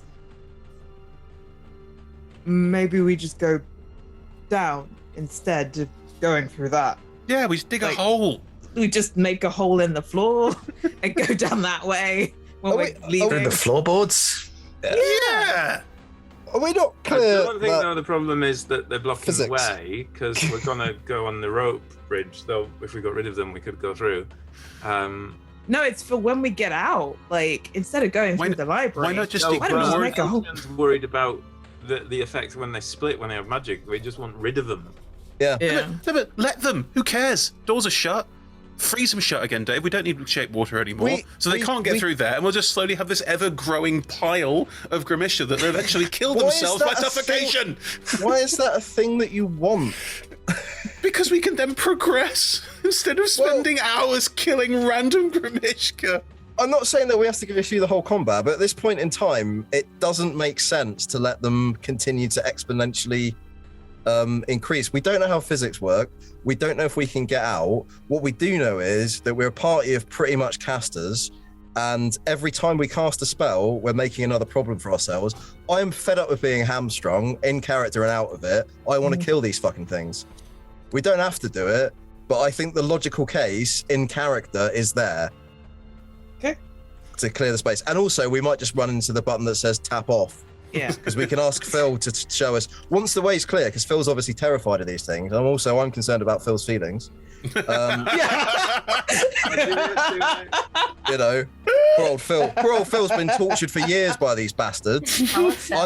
I'm just saying, I'm not talking about massacring a pile of kittens, Chris. I'm talking about clearing a corridor of monsters. I'm saying that if only one survives where you miss it, Sean will just have 1,000 more when we get back because we cast spells. Well, that's a risk. You know, some of you may die, but it's a risk I'm willing to take. That's also 1,000 versus 50,000. Yeah, We leave the whole 50 alive. Yeah. it's a logarithmic scale. I agree, but at least let's take care of the problem we can deal with, because it's going to take a bit of time anyway. And we can start knocking through walls and renovating and putting in the interior design if we want to. But I genuinely think, and I appreciate it's tedious as all hell to sort of sit here and do combat one after the other. So let's not do that. But Sean said that we can clear it with just a time In constraint. half an hour, you can clear out all of them. Is that what you're saying? Sean, I'm asking you. Yeah, I will say I'm not going to make you sit through 6 seconds of Grimishkas at a time. No one will be seated during the 2 hours of Grimishka combat. Where Eltron uses a crossbow. What do you do on your turn, Dave? I use a fucking crossbow.